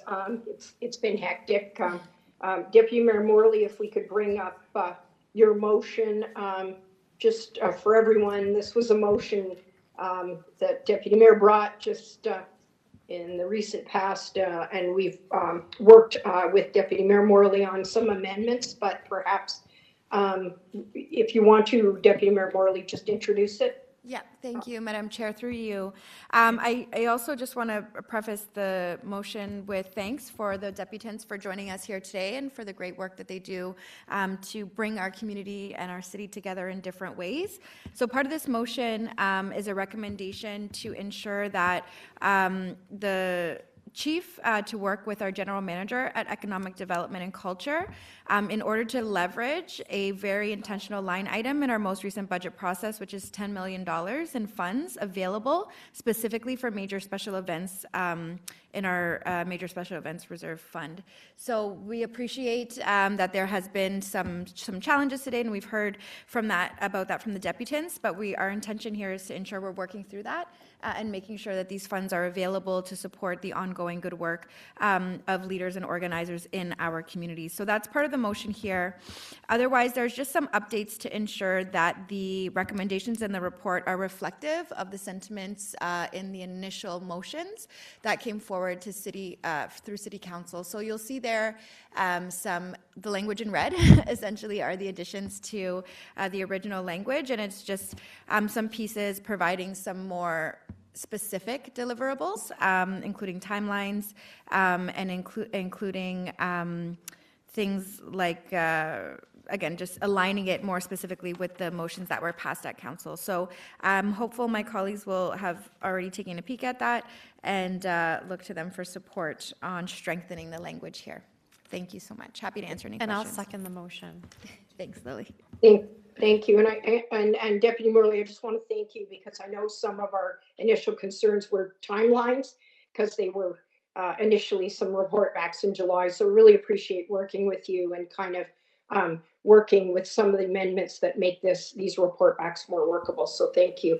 So, and Councillor Chang, you seconded the motion. Can I take a vote? All in favor? Chair, if you could give the board members just a couple of minutes to read through it. I see Member Migliori is still reviewing it. I'm sorry. I thought that we might have got it this morning. So thank you. Apologize. I just also want to note as well, and I know Councillor Carroll's going to speak to this one as well, and we're lucky to have her as budget chief around the table. To item number 3, we had some staff-to-staff discussions over the lunch break just to amend the schedule. And so hopefully, I'm not sure if that language is already in the works, but we're looking for a status report in July, followed by a full report in September. So I'll just do a... Yeah, it needs to be. That's already captured? Sorry, I just want to make sure that... It is. Okay. I might have an old printout in front of me. Perfect. Yes, I see it there. Thank you so much. That's great. That's all for me.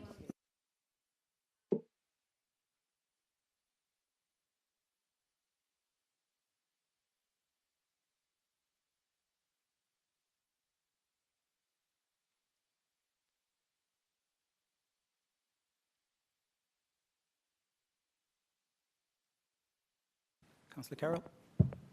Yeah, just to speak to the working out of the dates and such.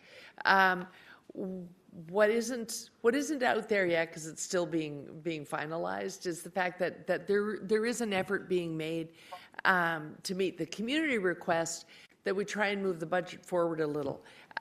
We've struggled through 2 budgets now at the city under the new provincial legislation, which concentrates a whole lot of activity into January and February. So there is an effort going on right now to possibly launch in December.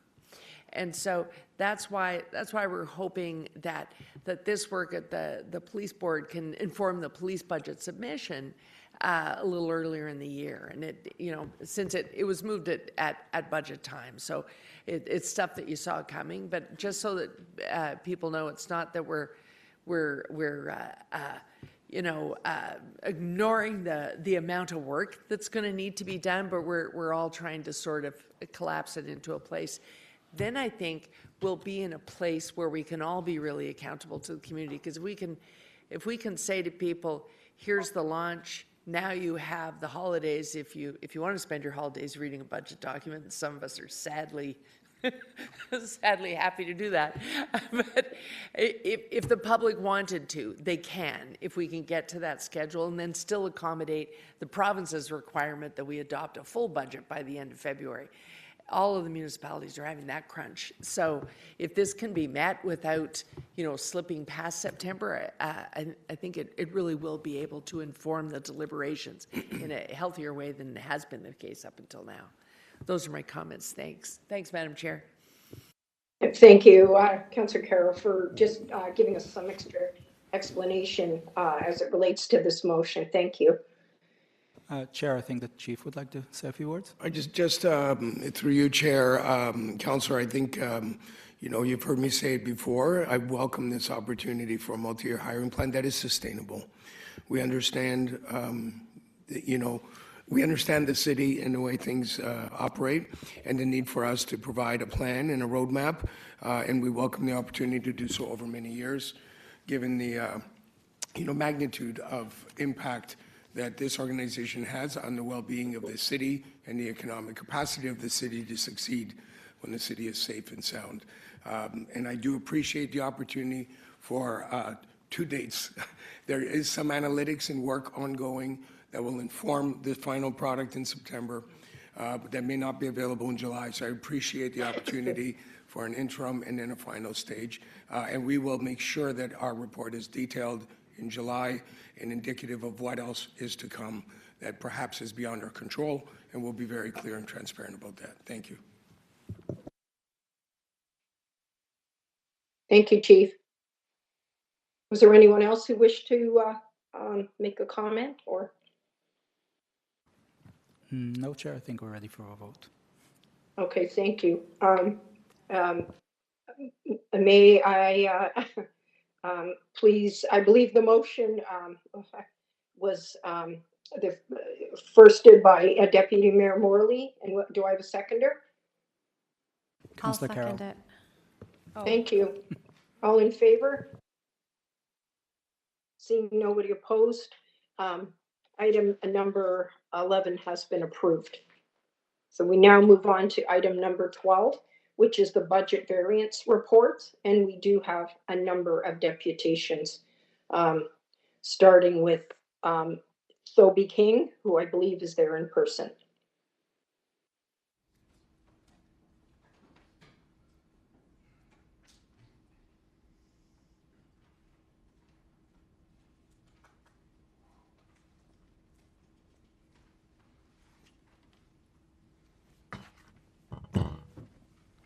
Good afternoon to the board. Good afternoon to the chair. My name is Toby King. By profession, I'm a lawyer. I'm also a member of an organization called Spadina Fort York for Palestine. This is to speak, as the chair mentioned, to operating budget variance item at 12.1, specifically the paragraph in that item that pertains to what's referred to as the Middle East conflict, which I take to be a reference to the situation in Israel and Palestine and the demonstrations that have been going on in the city with reference to that. My purpose for being here to address this item today is to express my own concerns and the concerns of a number of my friends in my organization and in the movement, the Palestine movement, with Toronto Police's response to these protests and to highlight the need for accountability at every stage, including with respect to funding.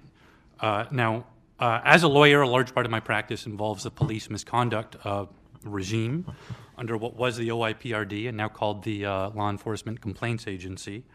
I appreciate that this is not a police tribunal or the complaints agency, and the purpose of my being here today is not to address individual acts of misconduct or make allegations of misconduct.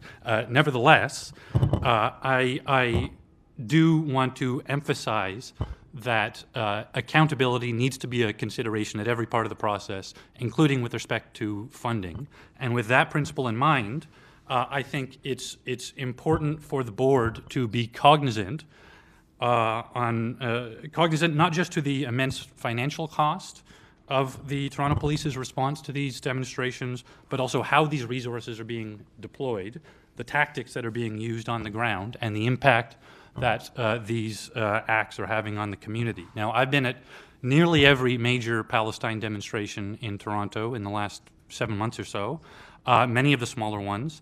So I've seen firsthand the extraordinary, in my view, blatantly excessive, militarized tactics that have been used by Toronto Police against me and my friends in the Palestine movement. The horses, the drones that fly overhead, the surveillance vans, the officers wielding what I take to be tear gas cannons that mercifully have not yet been deployed against us. Mr. King, yes. I'm just going to stop you for a minute, and I understand, and there may be a forum or there may be an agenda item in the future where you can actually speak to this and give us your views, but can you just limit it to how it relates to the budget variance report specifically, and you're talking a bit about the money towards Project Resolute, which is the money that's funding the protest. I really would ask you to reserve the other comments, although they're sincere and I appreciate them, just not at this time. Thank you. Okay, so I appreciate again that we're here to talk about funding, so I'll stick to the funding piece. While I do have you here, I would urge the board to have a broader conversation in which members of the public can participate that pertain to the structural response to these demonstrations. Right now, I appreciate we're tethered to this funding issue. I do think that the board has a role in keeping Toronto Police on task, and that should be exercised at the level of the funding conversation and cannot be left downstream to the complaints agency to address. I know that from my practice before the complaints agency that I mean, it remains to be seen if the new legislation is going to be any better. But I do think that this board needs to be aware of how these resources are being spent, and that needs to be part of the conversation at the funding stage. Now, I, for instance, was there at the protest on Land Day. That was Saturday, March 30th. There I saw a particularly extraordinary militarized response by Toronto Police. I'm going to stop you again, Mr. King. I'm sorry, and you do know though that you know you're now and talking a little bit about what you see is operational decisions of the police and your views as it relate to maybe over policing, over militarized. But the board doesn't oversee those kind of things, nor do we dictate operations. So if you could just talk a little bit as it relates to funding, and you have, we did stop the clock, you've got 50 seconds. So I appreciate your comments, but please again, please not allegations of misconduct. Okay, so sure, setting aside the question of whether or not misconduct occurred, which I appreciate will be addressed on another day, in another forum, it's very plain to see just how much is being expended at these events. Now, for instance, the Land Day thing, whether or not there was anything wrongful about what happened, which is another question, the extraordinary just level of personnel that was there, the resources, the horses. When we were waiting outside after a number of my friends were arrested, there was a wall of police on the outside of 51 Division there late into the night. Now, I have no idea why the decision was made for resources to be expended the way police responded to us in the first place. Second of all, why they needed to be there late into the night. That's one example. Thank you very much for your time. Thank you very much, Mr. King. We appreciate that you came out and spoke to us on this matter. I don't know, before you leave, Mr. King, I don't know if anyone has questions of you.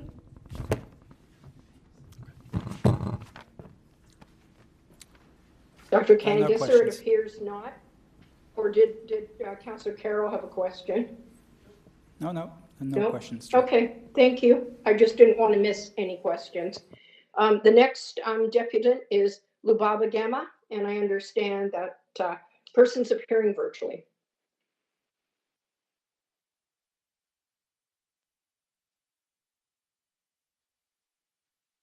Hello, board. Thank you. My name is Lubaba Gema, and I'm a long-term Scarborough resident. I now reside in the west end of Toronto, and I'm a labor organizer by profession. This is an extremely important board meeting today, and while the board has had difficult interruptions today, I do hope you pay close attention to the details and nuances of our deputations and how they impact our day-to-day lives. I will keep my comments short, but I wanted to speak primarily to the consistent request for increased spending from the Toronto Police Services. And there were some deputants before me that spoke to their expenses for the smaller organizations regarding hosting public parades and needing to pay for police presence as a new additional cost. And it's I think this is a large concern of mine specifically, where I didn't know this until today. However, I think most news regarding police services in Toronto that I pay attention to are often highlighting further requests for increased spending. And so to take these resources from the public, from public organizations, from nonprofit organizations, and these community collectives that the public relies on, I think it's especially important to recognize just how much of a disservice this does to the actual impact of the public, right, on the public. At a time where police officers are increasing their aggression, escalating violence, to the public. It is disappointing to see that the proposed solutions to this is to increase funding once again, especially at a time where Canadians are suffering an affordability crisis and are having difficulties affording their necessities like rent or groceries. I want to stress that it's important we use public tax dollars effectively and to increase this budget for things like body cameras and uniforms and such. I think, in my opinion, is a blatant misuse of resources that are meant to address the bottom line of our community needs. In practice, I'm also a community organizer, and I'm often working with at-risk individuals or folks that are hard to reach and or otherwise marginalized. In my experiences, I have seen whether in individual altercations or at protests and other demonstrations, I've often seen body cameras turned off, particularly at demonstrations. There are numerous vans with cameras on their roofs surrounding civilians, like someone mentioned, surveillance vans rumored to use facial recognition technology, and yet the service is asking for more money for cameras. I have not seen a report, whether from Canada or even out of the States, that the use of these cameras has been proven to be helpful or reduce crime by any means. And to the public, we're often subject to footage from bystanders, whether that circulate online or otherwise. We are subject to this footage of violent police altercations, and many times I've noticed that body cameras are off in those situations as well. So I ask rhetorically, what is the purpose of these body cameras, right? To the public, this seems like another attempt to justify increased spending, increased budget overall, and a false sense of necessity for over-policing. This is a dangerous process, and I repeat, we are in an affordability crisis. Our public dollars need to be allocated effectively to reach the public through positive impact as soon as possible. Overall, I wanted to reiterate that the money is overall being squeezed out of the public and our social service organizations once again, and continues to be unnecessarily allocated to enforcement, but also to trivial costs that are arguably preventable or avoidable. In my personal experiences with the Toronto Police, I have had a number of negative domestic violence situations in my home at numerous points in my adolescent and adult life. In such situations, when police were called, they have escalated these situations and made them worse rather than help my family in any of these circumstances. They've also watched while my friends experienced hate crimes this past November and repeatedly dismissed or ignored my reports of Islamophobic crimes.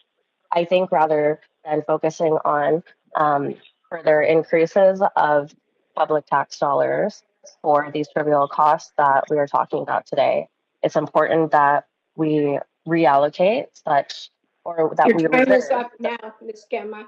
I'll let you go over. Thank you so much. Just to reserve that funding for community sources. Thank you, and I appreciate your comments. Are there any questions of Ms. Gemma? Seeing none, thank you very much, Ms. Gemma, for your comments as it relates to funding. The next person is Xenia Lemberg, I believe in person.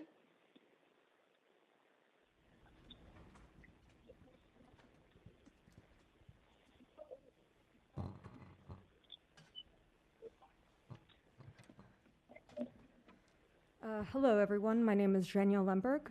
I'm a constituent in Etobicoke Lakeshore, and I am a member of Parkdale High Park for Palestine. As per the board's warning given last night at 5 p.m., I'll be talking about item 12 with regards to Project Resolute. Between October and December, the Toronto Police Services spent $2.5 million in premium pay and allocated 2,100 staff as part of the project. While I acknowledge that this meeting relates to 2023 budget items, I want to note that Project Resolute is an ongoing operation that continues to incur enormous budgetary costs. Deputy Chief Lauren Pogue has reported that $12 million were spent policing protests between October and the first week of April 2024, with $2 million spent in the last weeks of March 2024 alone. I bring this up because this board is now asking for $20 million more of taxpayer money, diverting it from things like special events and community services, as we've just heard, to continue these operations. And so what's the reason for all this spending? To paraphrase Desmond Cole, no good rationale has been given for police tactics used or the overwhelming police presence at rallies to date. On November 23rd, Breach Media reported that Toronto Police Services arrested activists who had protested Indigo, which I'll note is a business with direct ties to the IDF, in a 7-figure operation that included pre-dawn raids, which is a measure that is usually reserved for gun or drug busts to punish a non-violent protest that featured people putting up posters and washable red paint.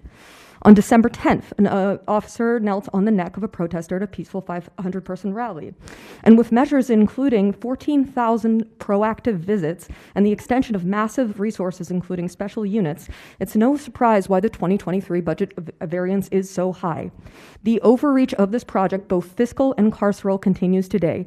For example, on February 10th, when 15 people came to wave Palestinian flags on the Roncesvalles overpass, only to be met with approximately $40 wearing gauntlets and wielding batons to take them off the bridge. Or Land Day, which was previously discussed, and I also personally witnessed. Over and over, we see gross overreaches by TPS, and specifically for policing the support of Palestine, including but not limited to police aggression and brutality, deployment of less than lethal weapons such as R1s, surveillance equipment, and the use of undercover police operations to arrest high-profile activists within the community. Now, Chief Demkew, you've said that there has been a significant uptick in hate crimes, especially against the Jewish people. But I want to ask you what actually constitutes a crime when any criticism of Israel is considered to be anti-Semitism. This obscures any real accusation of anti-Semitism. And also, if we look at the numbers in 2023, let me finish, please. In 2023, the hate crimes unit. Speak on, this is not the time for, and neither the item for which discussing hate crimes. Specifically, can you restrict it to the budget concerns that you have or anything else in that report as it relates to the budget? Sure, okay. Because the hate crimes unit was expanded from 6 members to 32 members in October. And in the 137 criminal charges that were laid by the hate crimes unit since October 7th, only one was actually related to hate. And that charge was given for flying a flag for the Popular Front for the Liberation of Palestine, a charge which, by the way, was recently dropped. Now, Chief Lauren Pogue, you've blamed agitators at demonstrations, but the majority of protest charges relate to police interactions with civilians. And that indicates to me that, as I can personally attest, as a Jewish person who has attended these rallies again and again, that the danger only begins when the police arrive. And so I ask you again, what is the cost of Project Resolute?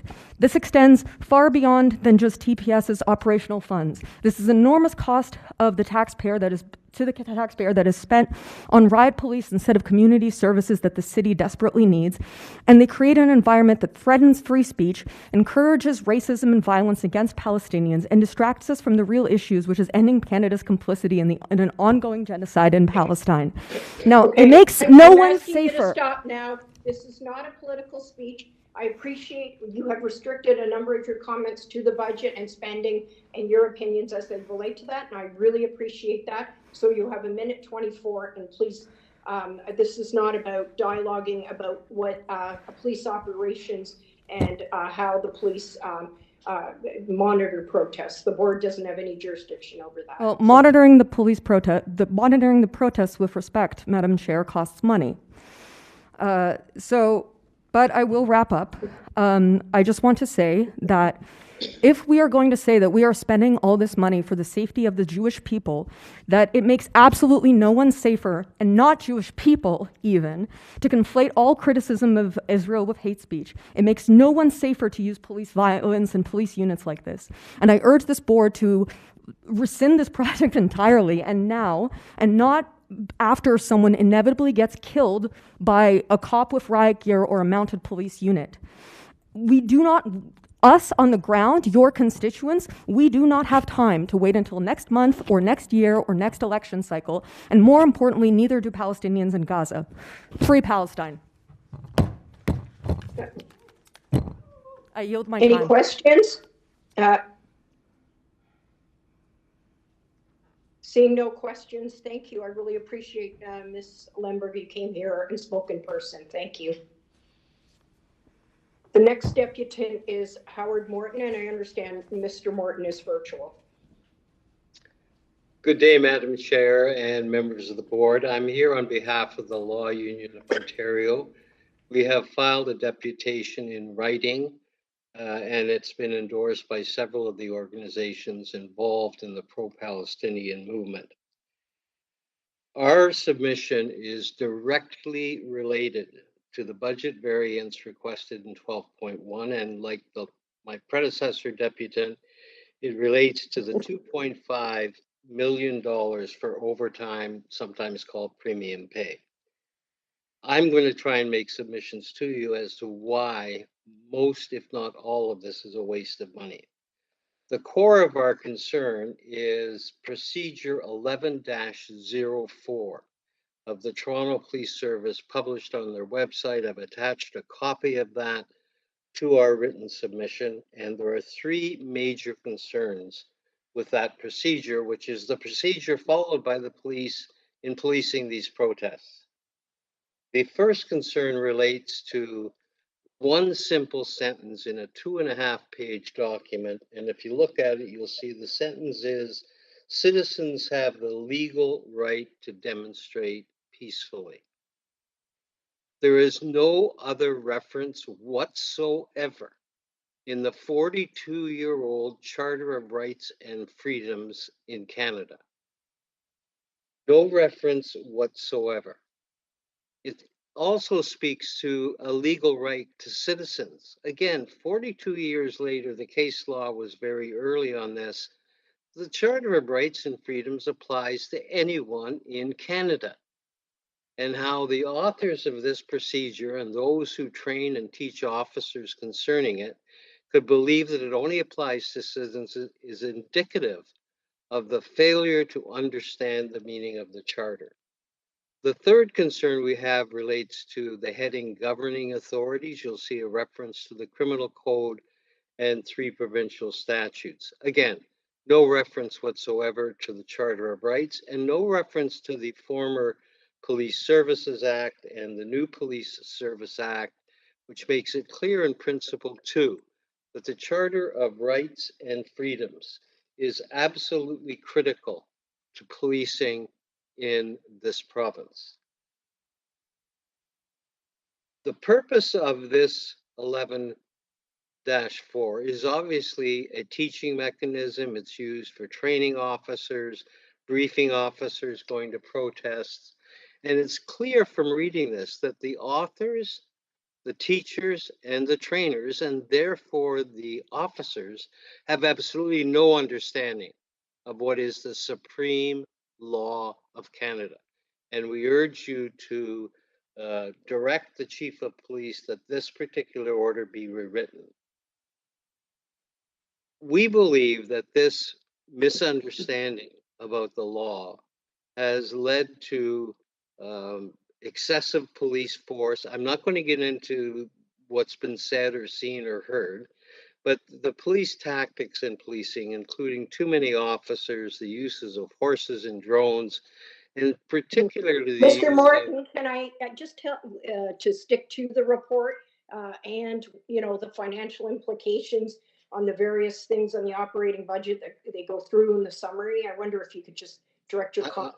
You have a minute and 27. I'm trying, Madam Chair. These are the reasons for the cost, the police tactics, including the use of the ETF in executing search warrants late at night or in the morning at people who are charged residences. The next demonstration of why this is a waste of money is you've got to look at the motivation of the police. The comments about by the chief and the deputy chief about the letter signed by 6 councillors, this purely political criticism. When one of the Mr. Morton, that's not the item. I would ask you to refrain from speaking. Could you stop the clock, please? We did stop the clock. This item has nothing to do with city councilors or board member behavior.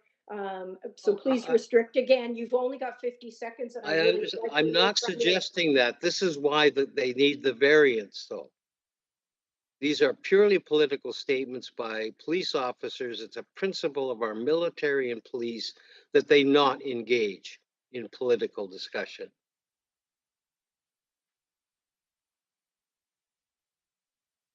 So in conclusion, let me simply say, you'll see that on our deputation, there is endorsement by 3 of the groups, and we expect several others in the near future to this particular deputation. The core of what we're asking for is please direct the chief of police to rewrite this erroneous in law and fact 11-4 so that policing at demonstrations can be in accordance with the Charter of Rights and Freedoms. That's respectfully submitted, and I thank you for letting me have my say. Yes, thank you very much, Mr. Morton. Any questions for Mr. Morton? Seeing none, we have one last deputant on item number 12, and that is Adjournment Shifiolu, who I Chair, that believe is deputant online. informed us he Pardon would me? not be able to join. Hello? Believe, is that Ms. Shifiolu? Yeah, that's me. Okay, we've just got the clock on pause, and we're waiting to hear from you, please.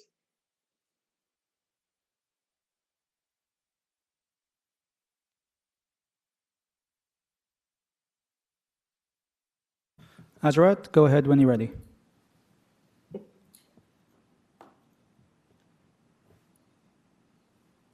Adjournment, can you hear us? We're waiting to hear from you. I think she's been muted. So I wonder if we could unmute her, please.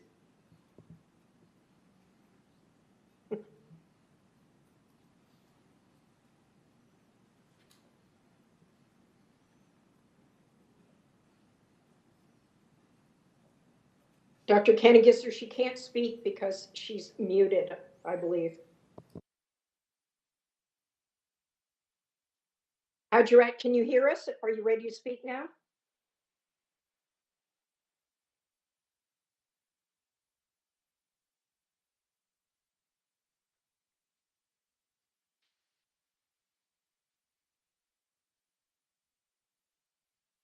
Ms. Shipiolu? I'm not sure if we're having some technical difficulties. I know she has a hand raised and appears ready to speak, but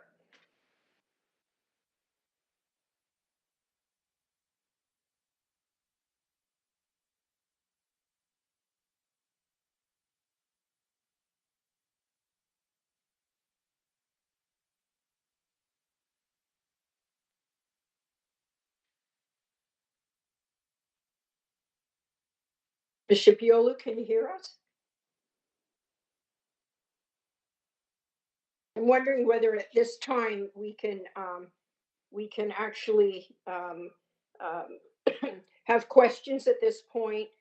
If at some point, and we've already approved this particular item, and Ms. Shipiolu comes back, I'm happy to have her speak and make her deputation at any point, if that suits you, Dr. Kennegisser. Yes, Chair, we'll try to get back in contact with her.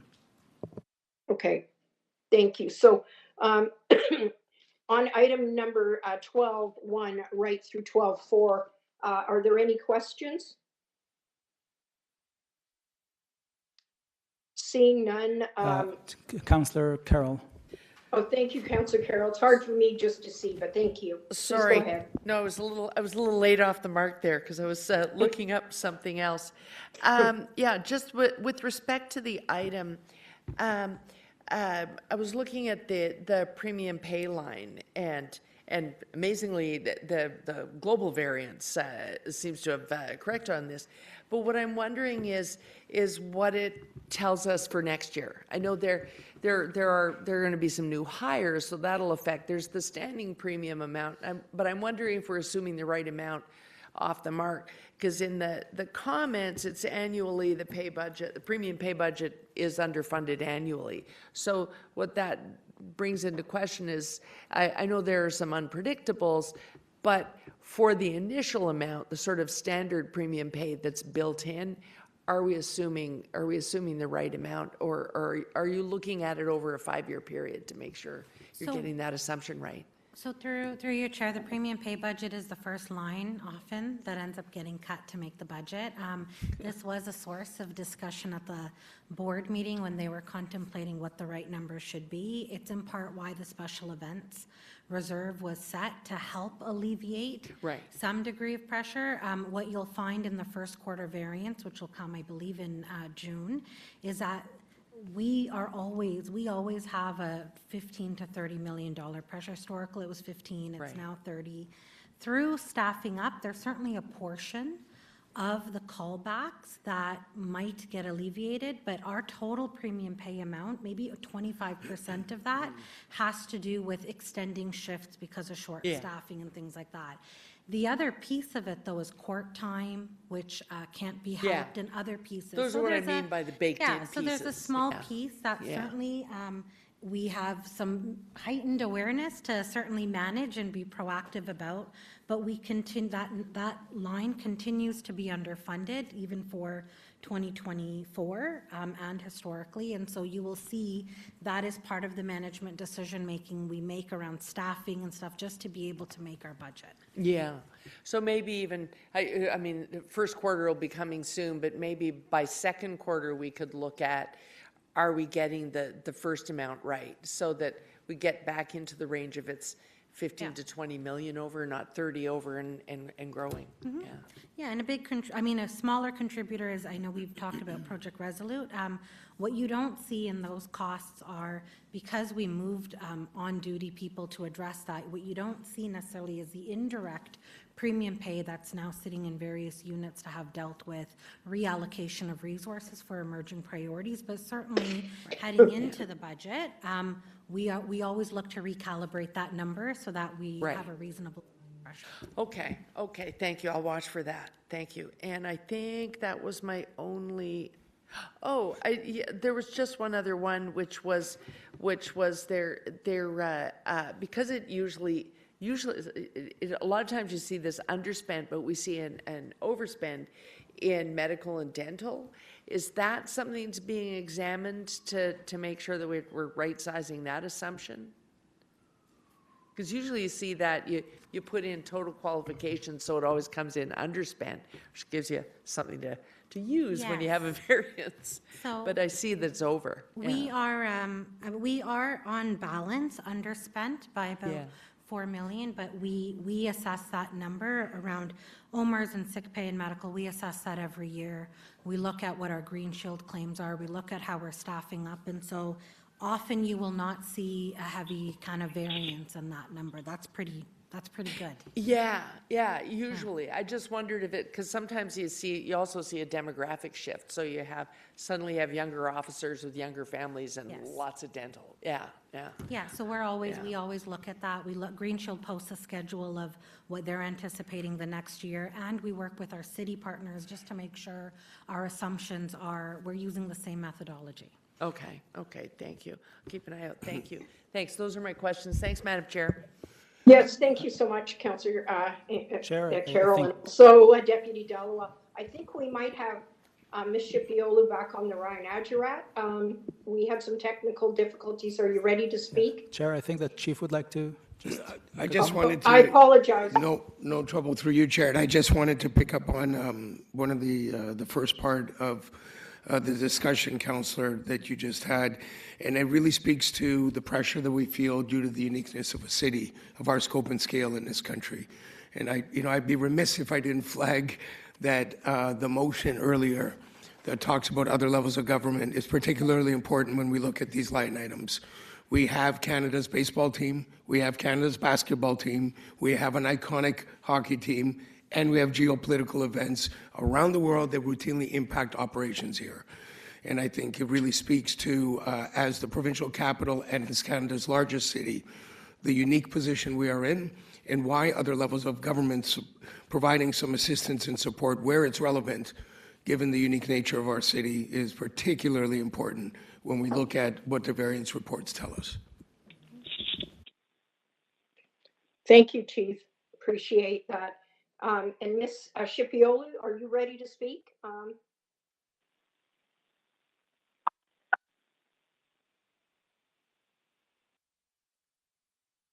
there seem to be issues with her computer breaking up.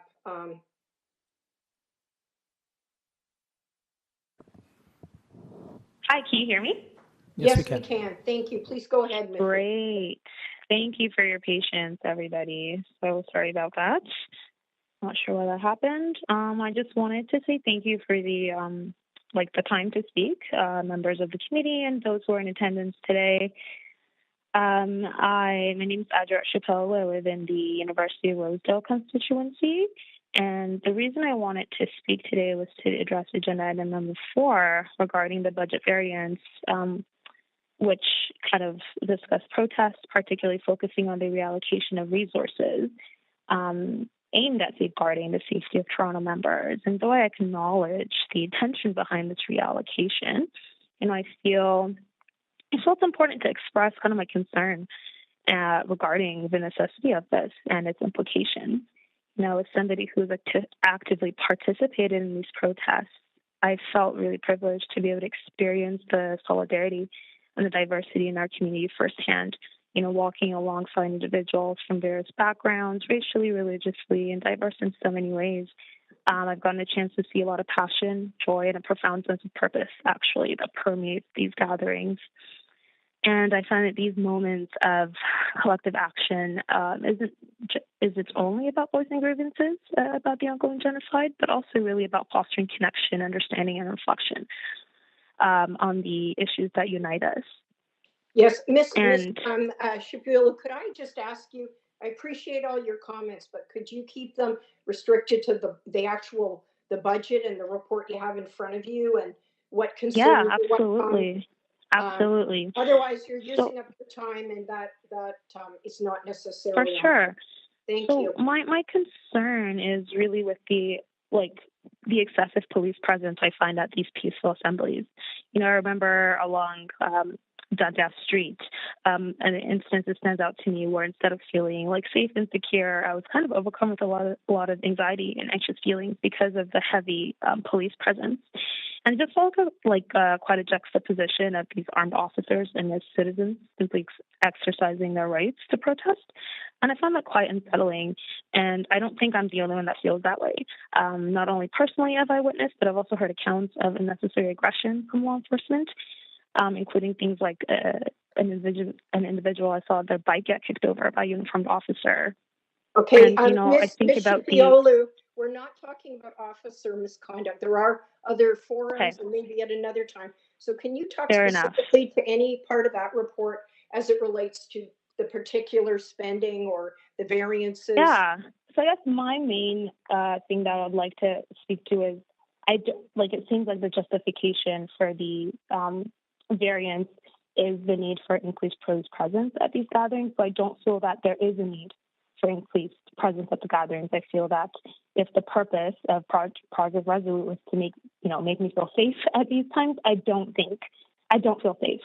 I feel anxious and nervous and scared when I'm in these gatherings and I see tons of police officers. So I don't think that, I think this variance that occurred in 2023 does not need to repeat itself. I don't think it's necessary. And I feel that because these marches are already kind of meticulously organized and marshaled by volunteers who continue to prioritize all of our safety and well-being, I don't think there is a need for a disproportionate response from law enforcement in that atmosphere. And that's really what I'm trying to kind of bring forth. And that's where I kind of implore you to reconsider the allocation of these resources away from excessive police presence at protests and towards other measures of ensuring public safety. Thank you. Okay, I thank you. I appreciate your comments. Are there any questions for Adjournment?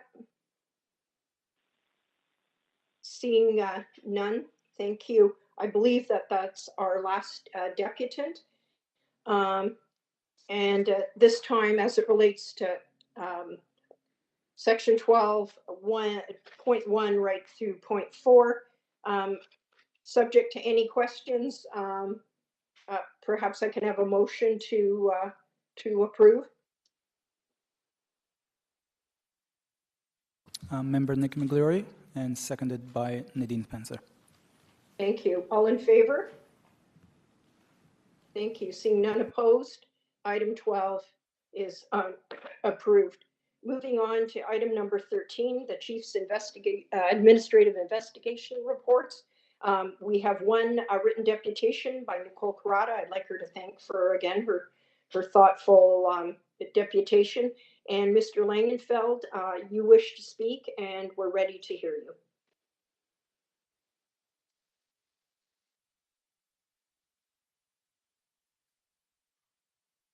It seems when we unmute ourselves, staff there keep muting us back. I assume that's what happened with the last person.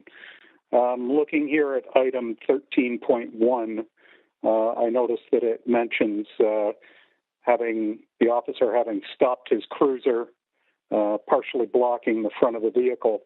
And as we know further in this report, the vehicle nonetheless took off and pushed its way out. This is, I think, the third SIU report I seem to recall where your officers pulled up their vehicles and apparently weren't capable of blocking another vehicle. So it seems that you have to actually enhance the training on how to park a cruiser in front of another vehicle. And of course, they're not cruisers, they're SUVs now because of the fortune we spent on the upgrading those vehicles so that they'd be able to block in other vehicles. That was the justification for spending millions of dollars to replace the city's vehicles.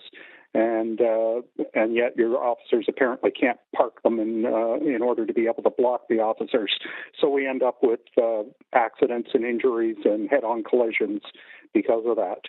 On item 13.2, it mentions, and that's injury complaint number 2023.35, it mentions the issue of plainclothes officers. And of course, we know that that's been something that's been big in the news, and we've got other complaints. But of course, that's something that you're not going to allow people to speak of. The most important thing that everybody's talking about and is on the news and everybody's mind, and the greatest concern about policing isn't something that you people are going to do your job on.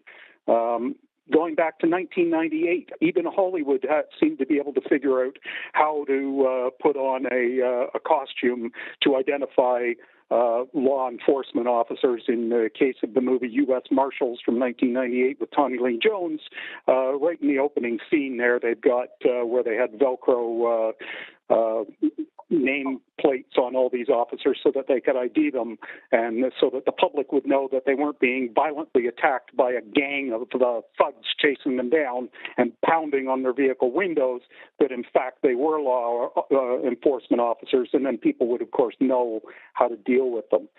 In this case, what we know is that this item 13.2, complaint 2023.35, is another situation where we have major injuries, an acute fracture of the lower right jaw, a broken nose, and other injuries, arresting someone. And maybe that's justified, maybe it's not.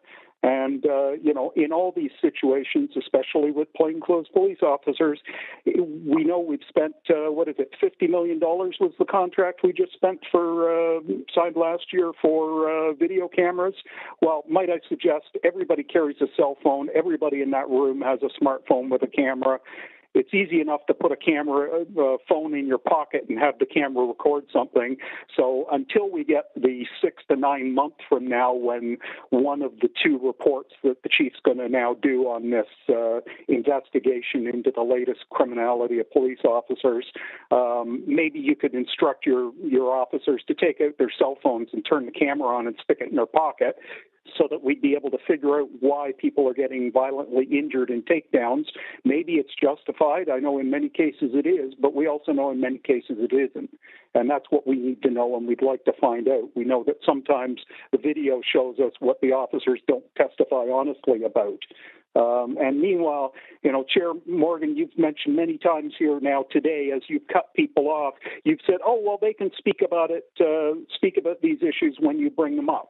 But we know that, in fact, the public has repeatedly asked to have the issue of what's going on in Palestine and what's going on with protests in Toronto brought up before the board. We've looked for the opportunity to speak on that. We've requested it, and you've failed to do that. By all means, you feel free to tell me when the public has ever had the opportunity that you say we're required to wait for. Meanwhile, your job, according to the Community Safety and Policing Act, is to monitor the chief of police's performance, and I monitor the chief of police's handling of discipline within the police service under Community Safety and Policing Act, Section 37, Sub 1. So if that's your duty, I'd love you to tell the public where you've done any part of that today or in the last 7 months or in the recent reporting of the potential crime by your officers where the public asks for a public inquiry and instead we get a secret inquiry from another group of police officers that, quite frankly, the public doesn't have faith in, and where the Police Services Act has added time the is up ability now, Mr. for the Langenfeld. board to direct the chief to have a third party do these things, but that's not something you're doing. And instead, we end up with CSU or SIU reports about. Thank you. I believe that is our final deputation as it relates to item 13, 1 through 8. Any questions? I don't see any questions. Can I have a motion to receive the chief's administrative investigation reports? Member Nick McLeory is, and seconded by Nadine Spencer. Thank you. Thank you. And that those reports will have been, they're received. The next matter was a report by Dr. Cannon-Gisser as it relates to notice of revisions to the board's procedural bylaw. I believe that there may have been a question. We held it down. I think was it please yes. Go ahead. Yeah, the first one is, I'm looking for the places, but we made some amendments when we were going through the CSBA compliance item that may apply here, make up a committee and such. They may need to be changed here, but I think that can be taken as an undertaking for board staff to check for that. We've incorporated that. Okay. Unless I missed something. Okay. The only other thing that I wanted to ask questions about was I was wondering, I'm trying to find it now. Here it is. It's under the rules of debate of the board. And this appears to be a change from the last time I was here, which is quite a while ago now. But it's sort of the flow of the meeting. It looks like we have veered from the flow of presentation of DEPs, questions, then we go, there doesn't seem to be a committee of the whole where we're just now into the debate of the committee. That appears to be free flowing. Has that been the practice for some time? Because it appears that we can go from debate back into questions and so on and so forth. The practice that we've had in the past few years, at least since I've been with the board, has been to incorporate discussion and questions together. Okay, and so there's talk of the debate. Then a member may ask questions only for the purpose of obtaining information. Questions, for instance, questions may only be asked of a member who has already spoken on the matter under discussion. So I can ask questions of another member based on their comments, whether they've moved a motion or not. That seems a little like we could go on forever just asking each other questions, according to this. In theory, yes. It seems, the rules seem a little loose. Let me make that global statement. They just seem a little loose. Like if we were dealing with a super controversial item, the rules allow us to go back and forth with each other forever. I'm just wondering if that changed at some point, where we're trying to broaden things, or is the purpose of looking at the bylaw today to keep things crisp? So we've made some changes to the bylaw based on conversations that we've had with certain board members. This particular issue has not come up. This is not a new change that was introduced. We can have that discussion as well and propose additional amendments. Yeah, because it's not in red, so these aren't changes. That's why I don't know how long that's been in effect. So it hasn't been a problem to now. No. Okay. And then the other thing, the other question, which is in red, is I'm kind of questioning, I get submitting motions in writing, especially, you know, any board I sit on, and council included, that's become more important now that you have hybrid and virtual participation. But what I do have a problem with is where a motion is submitted after the meeting has commenced. Well, there's a typo there. It says has commended. I think it means commenced. The executive director will inform the chair of the submission. The chair shall declare recess for duration. Is that the chair may? It says shall. Should that not be may? Because there may be cases where someone moves a motion, or we ask questions of staff, and then we just want to wordsmith a bit and just move a motion that can be written very quickly, doesn't necessarily need to stop the meeting and go into recess. So should that be may declare a recess so that it's an option, but where we can just improve on a motion quickly with a quick amendment and it's a friendly amendment, we don't need to recess just because we're getting a motion on the fly? I don't see a reason why it can't be may. We just wanted to make sure that all board members have a time to read the motion. The recess could be a single minute if that's necessary. We just need a time to prepare it for posting it on the screen. Right. It's just well, this speaks to a motion. So what I'm referring to is, say somebody moves a motion, and now as a result of council or board discussion, we just want to make a quick amendment. So the motion may have been submitted in advance and you've had time to type it and you're putting it on the screen, but now we're looking at it and we've heard our questions of the command have been answered.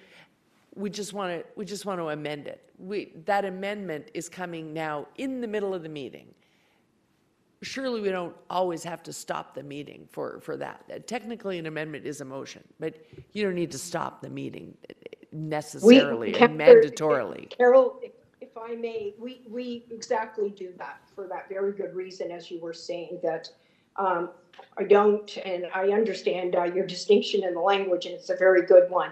We try as often as we can aid a dialogue with board members before. Even right. Some of the motions came were 100%. You know, the amendments, and we try to get them up on the screen. So generally, it has worked for us that we haven't had to take recesses. It just takes a long time when we do that. Even if we say 5 minutes, we don't end up, you know, people end up taking a little bit longer. But I really appreciate your comments, and you're absolutely right. That might be an amendment that is permissive, because there may be a time where we do need a few minutes, but most of the time, only from my experience, I've only been here 3 years, but that we have generally tried to work during the meeting. Right. So if it was may instead of shall, it's still at the discretion of the chair, but it just allows us to be reasonable. Yeah, thank you. So the chair may recess at any time, but shall kind of puts you in the position of, we all clearly understand a quick amendment here, and it's a friendly amendment. Let's not stop the meeting. Let's soldier on through.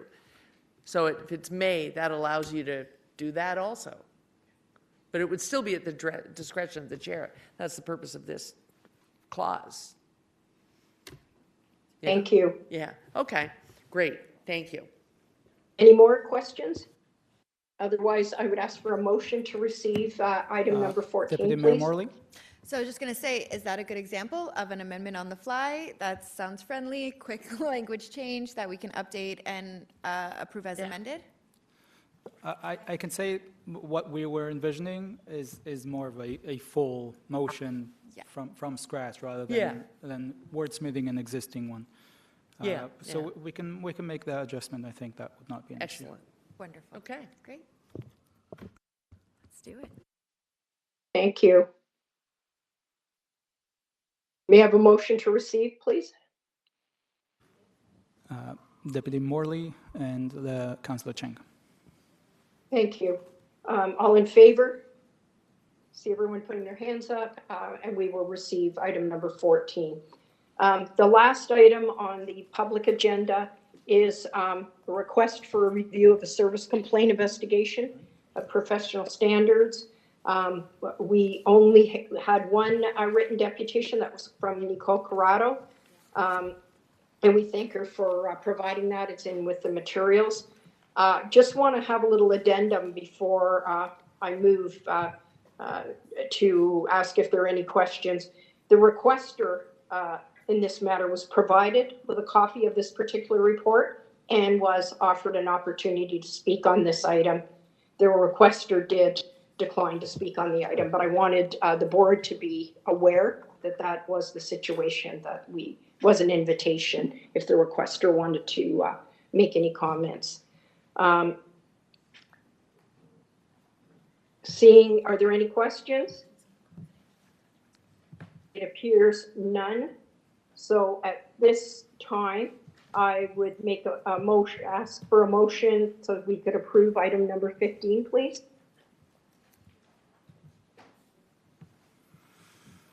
Nadine, do we have a seconder? And Member Migliori. Thank you, Member Migliori. All in favor?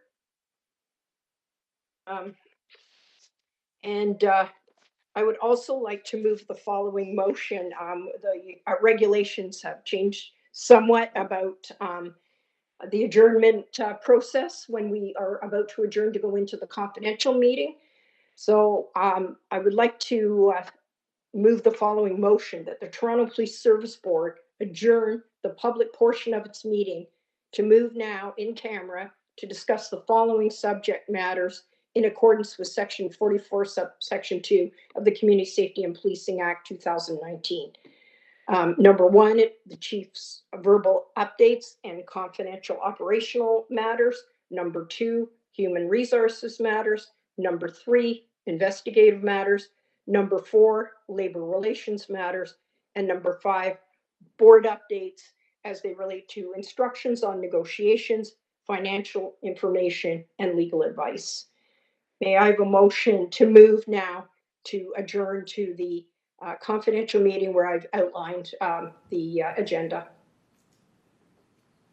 Nadine? Seconded by Councillor Carroll. All in favor? All right.